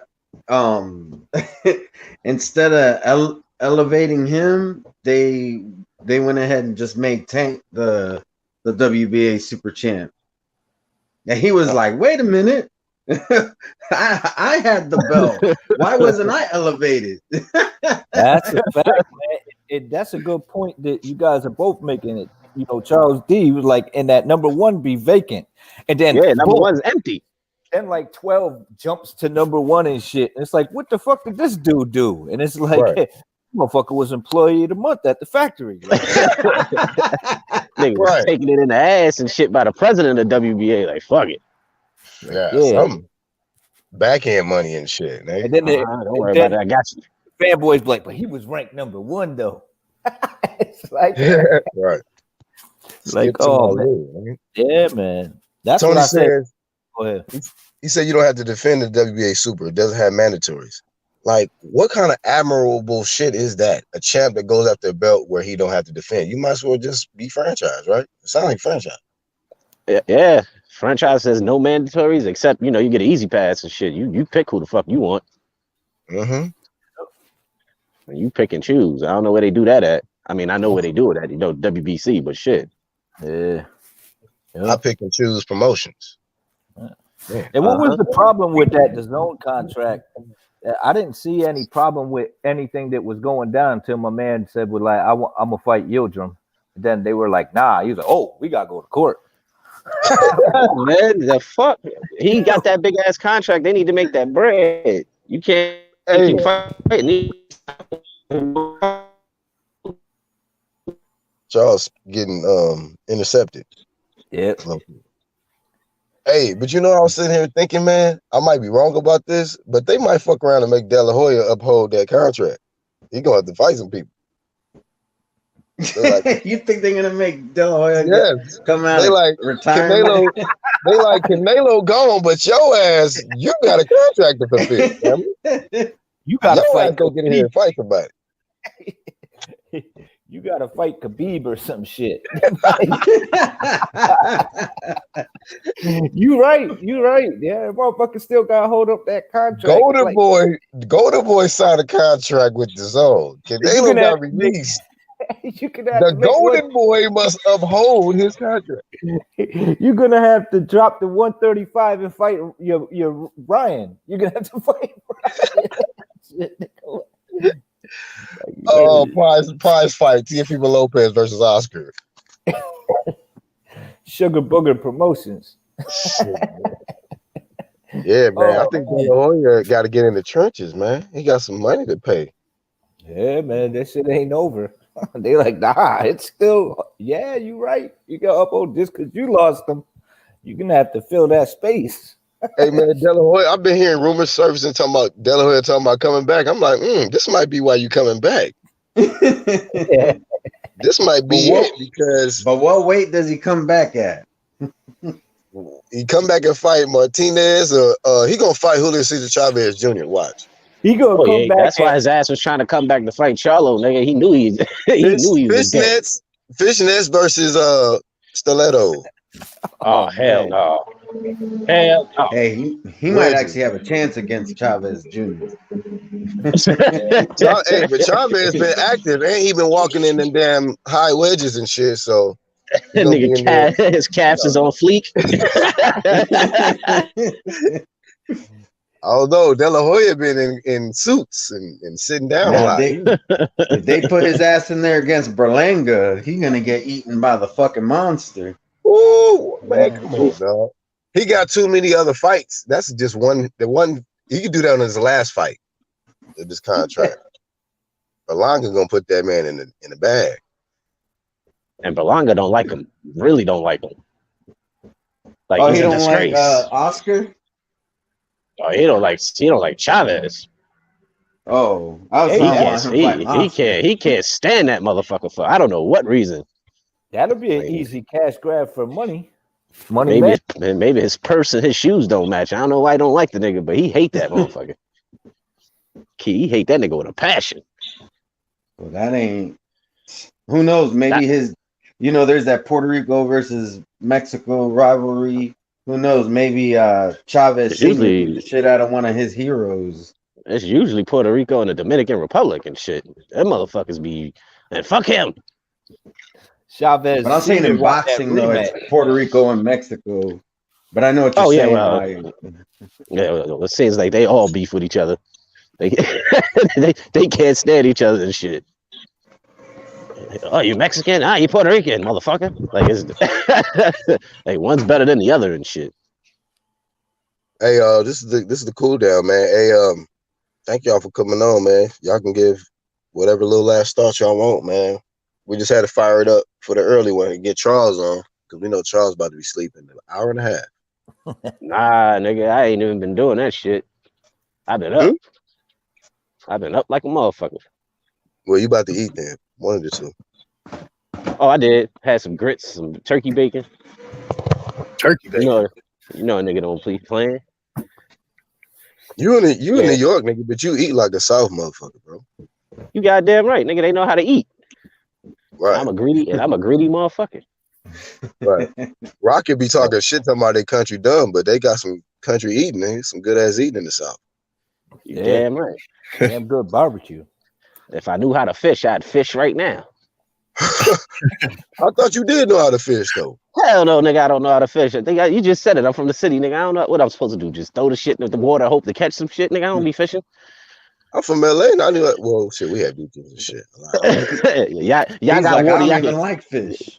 y'all got water y'all can eat out of, nigga. Where the fuck are we eating out here? Oh, y'all ain't got that kind of water. That's unfortunate. We got nasty ass water. You gotta go like upstate and hit a creek or some shit. Yeah, you ain't eating nothing out dead the Hudson bodies River. In the Hudson. Yeah, eat something out the Hudson River if you want to, nigga. Yeah, fuck that. You gonna come out with a fucking extra habit, arm or nigga. You gonna come? No, you gonna have a habit of some shit, dope. Yeah, something. You gonna come out with a habit. All of a sudden, you got a craving to do cocaine and heroin. Like, damn. Hell yeah, nigga. That's what the Hudson River do to you, nigga. You come out with your eyes start rolling in the back of your head like Deontay Wilder and shit. Yeah, go ahead and eat a piece of fish out of that shit, nigga. You got a habit after that shit. Like, damn, start scratching shit. They'll tell you too. That's the first sign when they tell you, yeah, you can eat out of there, but just once a year. It's like, fuck that. Once a year. Yeah, like and what time of the year is good to eat out of that? I'm not eating out of that shit. Yeah, nigga. Only eat out of it on the 4th of July. Like, what the fuck? I ain't eating out that shit, period, nigga.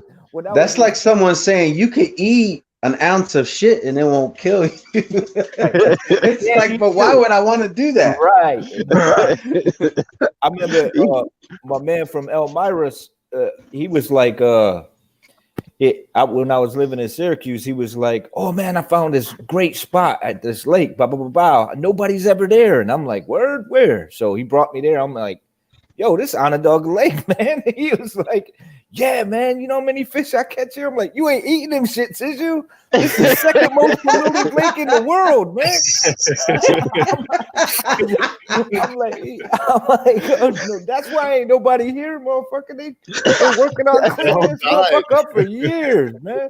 You know how much mercury's in this bitch? I was like, nah, man. Don't ever come back here. He was like, oh shit. I'm like, yeah, man. Yeah. Nigga about to go check on his kids and shit. Like, God damn, all this free fish.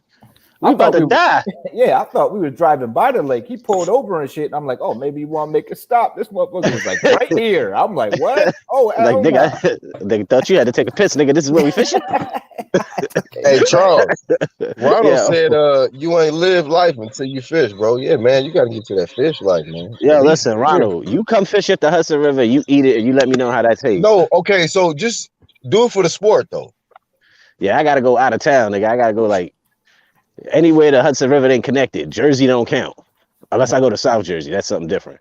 Have some rubber gloves when you pull that fish out and you throw his ass. Shit, nigga, you gonna have to have more than rubber gloves to pull that motherfucker out. What kind of fish is this? Hazmat suit and shit. Yeah, you know what I mean? Hazmat suit.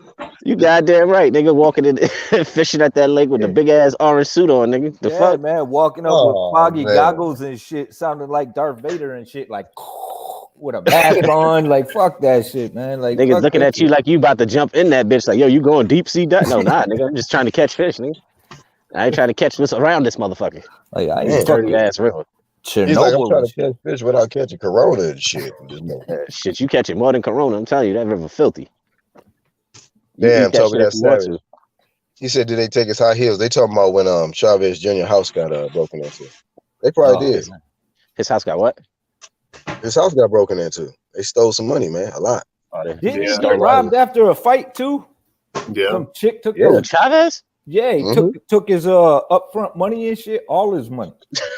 Stole his red box. Yeah, they got shit, stole all his good some money and purses and shit that was in the safe. So, you serious? He had purses? That don't even surprise me. Yeah, they took his purse. Literally, they took his purse literally, nigga. His upfront money and his purse, nigga. Exactly. Niggas are savages. They snatched all his purse. give me your Birkin bag and everything in it. Cough up the Birkin. I know the King of the Hill reference. Oh man. Nigga snatched his Birkin bag. Give me that. Should have kicked him in the ball. And his fanny pack. Come up off that shit, nigga. What's in the fanny pack? Oh man, that's fucked up. Man bag. What you hiding in your heels? Sporting advantage. If you keep the SA and people just keep calling you SA, people are gonna start thinking you Mexican. Yeah, right. I think a couple of people have done that and like not really realized it, but yeah. Yeah, I lost subs as soon as people found out I was Sicilian. They thought that Superman shit was a Mexican flag. I was like, "No, it's Italian flag." Like, oh, I thought you were a Canelo fan. A lot of people get that confused too. Yeah, they're like, "Get the fuck up out of here! I ain't fucking with you." Well, I knew it wasn't Mexican. I was like, "Shit, yeah, well, it is what it is." Like, hey, I'm gonna be real. This man got two. Hey, how did you clone yourself, Charles? What the fuck is this? I don't know how I did it. That motherfucker everywhere. I don't know how I did it. That river. That's that Hudson River shit right there. That shit. I don't know. As soon as I was about to say something about Deontay Wilder, and then this nigga Charles cloned himself. I'm like, what the fuck? But look, man, you know, it got to be two of me. Fuck that. Yeah, but one of you must go, Charles. Like, there you go. Yeah, but I'm still here, nigga. Maybe on the next live stream, man, we'll get into further breaking down this interview because, like I said, I only got 7 minutes into this Deontay Wilder interview with Brian Custer. Sure. Once again, if y'all haven't seen it, it's on the Last Stand podcast right here on YouTube. And you know, if you get beyond 7 minutes, man, you did better than me. That's all I can say. You feel me? Well, you're gonna do better than everyone. Everyone doing better than me, because I'll tell you what, I ain't watching shit. How about that shit? I ain't trying to hear this nigga's excuses. I'm not giving him I ain't trying to hear nothing. Nope. The last video I saw, the nigga looked like he was rolling on E. I was like, yep, that'll do it for me, King. I'm done. King. He always been cringy in the videos, though, man. Nah, but the nigga was, at least he came up with something new. You know, the ref was drunk. But other than that, I like, is this nigga rolling? He on Molly? Yeah. Nigga had the weird music in the background. I was like, oh yeah, this nigga high. He was a high motherfucker. Yeah, man. You can't have music like that and your eyes start rolling in the back of your head. I was like, nah, bro. I can't do it. Yeah, man, with the dark background and all that shit. Like, nigga, you rolling, nigga. You want to get him to the Greek shit, nigga. You smoked the Jeffrey. They've been depressed. He should be depressed. He seen that video that he seen that video that Tommy Temper was talking about, where you know it was like a couple years ago. His eyes was rolling in the back of his head. Yeah. I think you referred me to that. Really? Yeah, I saw that shit. I was like, damn. I thought that was only the first time, but that was way before that one. Like, damn. Yeah, this nigga eyes rolling away, shooting dope. Nah, he was just in a regular interview, and Sean Porter was like, "So we got Deontay Wilder," and as the camera switched to him, his eyes was in motherfucking orbit and shit, and then he came back to reality. Like, oh shit, I gotta do an interview. Like, yeah, man. I said he came back to reality. That's what it looked like, though. It was like you know that demon that didn't show up on the 22nd of February. It was like he must have been. He was in communication. Like, it was like the demon was 2 seconds late. Nigga snap their fingers. Hey, Deontay, hey, you with us?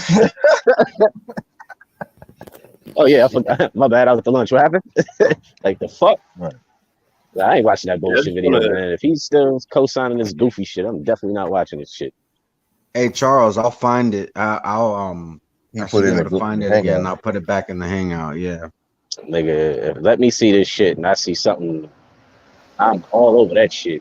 Jokes forever. I don't ever hear him tell me anything about Wilder. Like, listen, your man is on drugs. Fuck that. That's my conclusion. That's bottom line. Your man is on drugs. Fuck it. Yeah, dude looked like he was hosting a horror series or some shit. I was like, the fuck is going on here, man? It was weird. Yeah, hey, so like Charles, if let's just say it comes out that this dude was on drugs and stuff, you think they'll still defend him? They okay? Of course. Oh yeah, you know. Why not? I say that's a valid reason. Really? Yeah, why not? He's justified. He was robbed. This man is going through something. Heroin used to be the shit in the 70s. It was fashionable. Everybody used to do it. Like, man, if you don't get the fuck out of here. You got robbed by Fury, you would do crack too. The interviewer drugged him. Right. Yeah, they got high together and shit. Get the fuck out of here. Any professional fighter would do crack if they got robbed. Mike used to do cocaine. Look at Mike Tyson. He used to do coke. Like, nigga, they reaction to losing, man. Yeah, like, Black. Just supportive. They're just like smoking. Right. We do it. They're gonna go live smoking crack in tribute to Deontay. Get your pipes ready. Like, who the fuck does that? Not your lighters, put your pipes in the air. Yeah, like what the fuck? Yeah. This is for my nigga Pookie. Shout out to the Carter. Shout out to the Carter.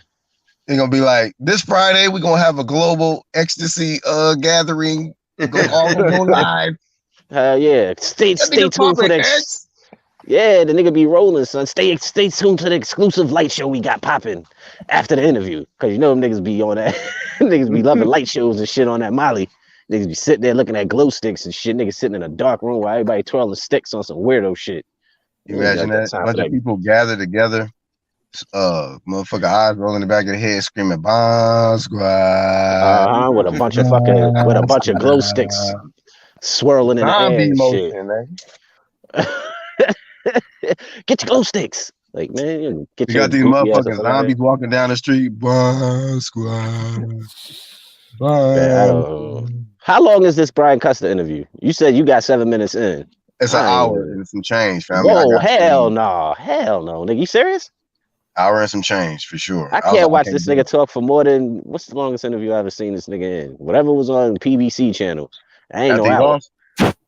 Nah, hell no, nigga. That nigga was MIA after he lost. You know he ain't do no damn interview after that. He did one interview. Even PBC gave him a time limit. Like, you only got 3 minutes. Yeah, he probably had a short segment. I'm talking about like when he was in good spirits, champion Wilder, and I couldn't even watch it then. Like, yeah, you know, and then he goes off on a tangent on some shit you don't understand. Like, nigga, what the fuck you talking about? You started off good, but then you didn't land the plane, nigga. You just turned somewhere else. Like, I can't. He be spacing out on me.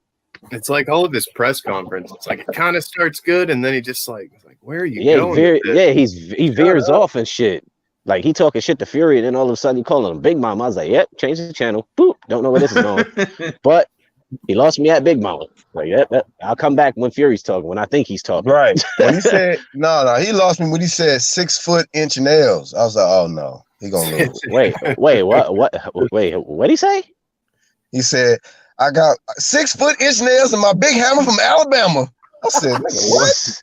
He said what was that he said about he said 6 foot inch nails. This nigga gave it 2 different measurements in one sentence. I did the elbow kick. Flying elbow kick. Oh my God. That fee-fi fum shit. He fucked that shit all up. Fee-fi. Oh my God. Fum, the right hand bum. Anyway, yeah, that's what it is. And twerk time. And it's like, yo, what the fuck? What are you doing, man? Like, you all over the place. That nigga right. Like, it was like an hour and 7 minutes. That's exactly. I gave him 7 minutes, but that hour I couldn't do. Y'all ever seen like that? I think his channel is like Muscle Sensei or some shit like that. He this was years ago. He caught up with Wilder in the like in a subway station or something, and he's like, "Hey, skinny boy." He was trying to fight Wilder in the train state, or not seriously fight him, but Wilder got like real pissed off, and he's like, "You don't know who you messing with. You don't know who you messing with." He's like, "Yeah." He started like cussing and stuff. He's like, "You're supposed to be a Christian. You over there cussing?" I pulled the gospel card out on him. If you ain't never seen it, I'll see if I can find it. I mean, this motherfucker fought Zellin off, so you know he emotional. He said anything about him, he ready to, pull up and fight. Yeah, he fought that nigga with two I think left that was a gloves little and bit shit. different though, because he was talking about that he would tie his daughter up and stuff. I can't. Yeah, but people say all kind of shit on the internet. That's you know true. what I mean? That's but, true.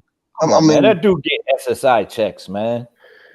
You'll get no points for that shit. That dude was getting SSI checks, probably, man. Like Zelenoff, man. Zelenoff, dude. Yeah, you know that motherfucker. I don't know what. Able. Running up on people, sneaking them and shit. Like, yeah, I saw one video that nigga looked like he was gonna kill himself. I don't know if he thought he was. I don't know if he didn't know he was live and shit. Niggas was like, "Yo, watch this shit. Yo, this nigga was wasted. That's just fucking hilarious." I was like, "Oh, he's gonna do it." Oh, delusional. No, he's not. Man, with a cardboard box belt, like, come on, man. This dude was out of his mind, man. And then you're gonna go up in there and slap him up and shit. Like, beat this dude up and shit. You get no points for beating up on that dude. Dude, my favorite part is when he like keeps his head back in. He's like, I still landed a hit, and then Wilder acts like he's coming at him. Right. Obviously, there's something wrong with him. He was like, "But I punched you in the stomach." And it's like, then he came back to talk shit like a crackhead, like, and then the shit. It's like, come on, man, you know what that is, man. You know what that is. And he beating him up with like a left glove. Ain't nobody complain about that shit. I did. I said he hit it. I said he fought him with 2 left gloves on. He had 2 left gloves when he fought him. Thumb was all on the bottom. And you want to know what's wrong? And you want to know what's wrong with Charlie Zenoff? He eats fish from the Hudson River, nigga. This is why you don't eat that shit. Oh man, that right there. That's how that fish in that river have you retarded. Leave that shit alone. You say just say no to drugs. Just say no to fish in the Hudson River too, nigga. That's like drugs. Just don't do it. You boil it, you can fry it. Nigga, outcome's the same. Hey man, in closing, man. Hopefully y'all have a great day. Hopefully you guys enjoyed the live stream, the UGC click. Everybody was up early, so that was pretty litty. I think the only person that really didn't show up was Rocket. So shout out to Rocket. And shout out to the playback. I mean, he'll catch the playback. Rocket said he got a weird ass working schedule. Also, 2 weeks left to convert to Roy. All you Tyson fans, you got 2 weeks. 2 weeks left. He said 2 weeks to convert to Roy. Shout out to Sporting Advantage, man. He's staying consistent with that Roy Jones work. The way Mike talking, I don't. It ain't gonna end well, man. That the way nigga Mike talking? Yeah, Mike, like from the opening bell, he's like, I'm on him. I'm on him. I'm like, I was like, oh shit. And they was like, why? They was like, why should we tune into the fight? He was like, and the nigga Mike was like, he's like, why you should tune into the fight? He's like, well, I'm fighting. He's like, so what we can expect from the opening bell? I'm on him. I was like, damn, this nigga kept it real short and sweet. I'm on him. I was like, oh shit. Not good for you, Roy. I got one for you. Ding for two. Glenn Johnson all over again. Right. He's just praying. Shout out to Cornelius. I guess he couldn't make it in time with his kids. So who? Cornelius. Oh yeah, Cornelius Hayes. Shout out to Cornelius. His channel is called Business and Boxing. So shout out to him. He couldn't make this one. Oh, so he's business and boxing. Okay. Yeah. So shout out to him. He ain't really put no content up yet, but we inspire him, you know, to get it going. But let me give my little quick shout outs. Charles, you know, Actual Facts, Red Glove, Sporting Advantage, 1-2 Kid, Iron Cone, who was also in the live chat. And everybody that tuned in. Also, we didn't get to see Lisa on this one, so she'll catch the playback. She be in the comment section of the last few videos. But the whole community, man, the whole community. The homie Ronald, who be he part of this promo gang. He be out here showing support on multiple channels, and now he putting up content. So big ups to him. And everybody else. Whoever left that last comment, that shit is truth. Nigga, Wilder do not talk shit about White or Miller. And I would love to see him fight Miller because he said he gets super church mouth. Oh, damn. I mean, you know what, too? That was what I kind of recommended that a few live streams back. Maybe he should just be a preacher, man. You know, he'd make a lot of money. You know, I can see him up there. 7-hour service.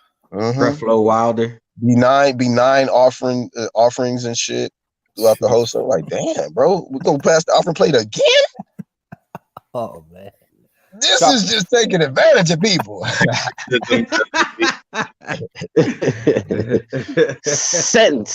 Give me something that fold and don't jingle. Have the best organist and keyboard player and drummer and shit backing him up when he started preaching. Hey, and then Jesus walked across the pool. You know, his references be all fucked up. Hey, you guys, hit that like button because it's me again said so. Hit the motherfucking like. But we can't. Shout out to Punch Drunk. You know what I mean? So we got you back, man. We know that they're gonna come after you, man. So low key with it. Just be ready. Heck yeah. Well, y'all have a good day. Appreciate you, Black. Everybody here.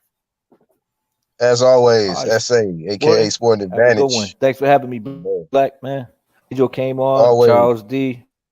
Always a pleasure, guys. I'm gonna get off here and watch your video again, man. Shout out. And Red Glove. Yeah. Appreciate you, brother. As always. Appreciate you too. On, thanks for having me. You know, I'm trying to get on as much as I can. It's always a great show when RGM show up. So always a pleasure, brother. All right, peace. And then Charles, you know what I mean? Every O must go promotions. And like I said, man, this one was fitting for you because, hey, man, since you brought that to the UGC, I'm like, yeah, man, every O must go. But we got to get these guys with top count so that can happen. So who gonna take the O? We got to find that out. Maybe he go undefeated. You know? Yeah, niggas ain't gonna fight him.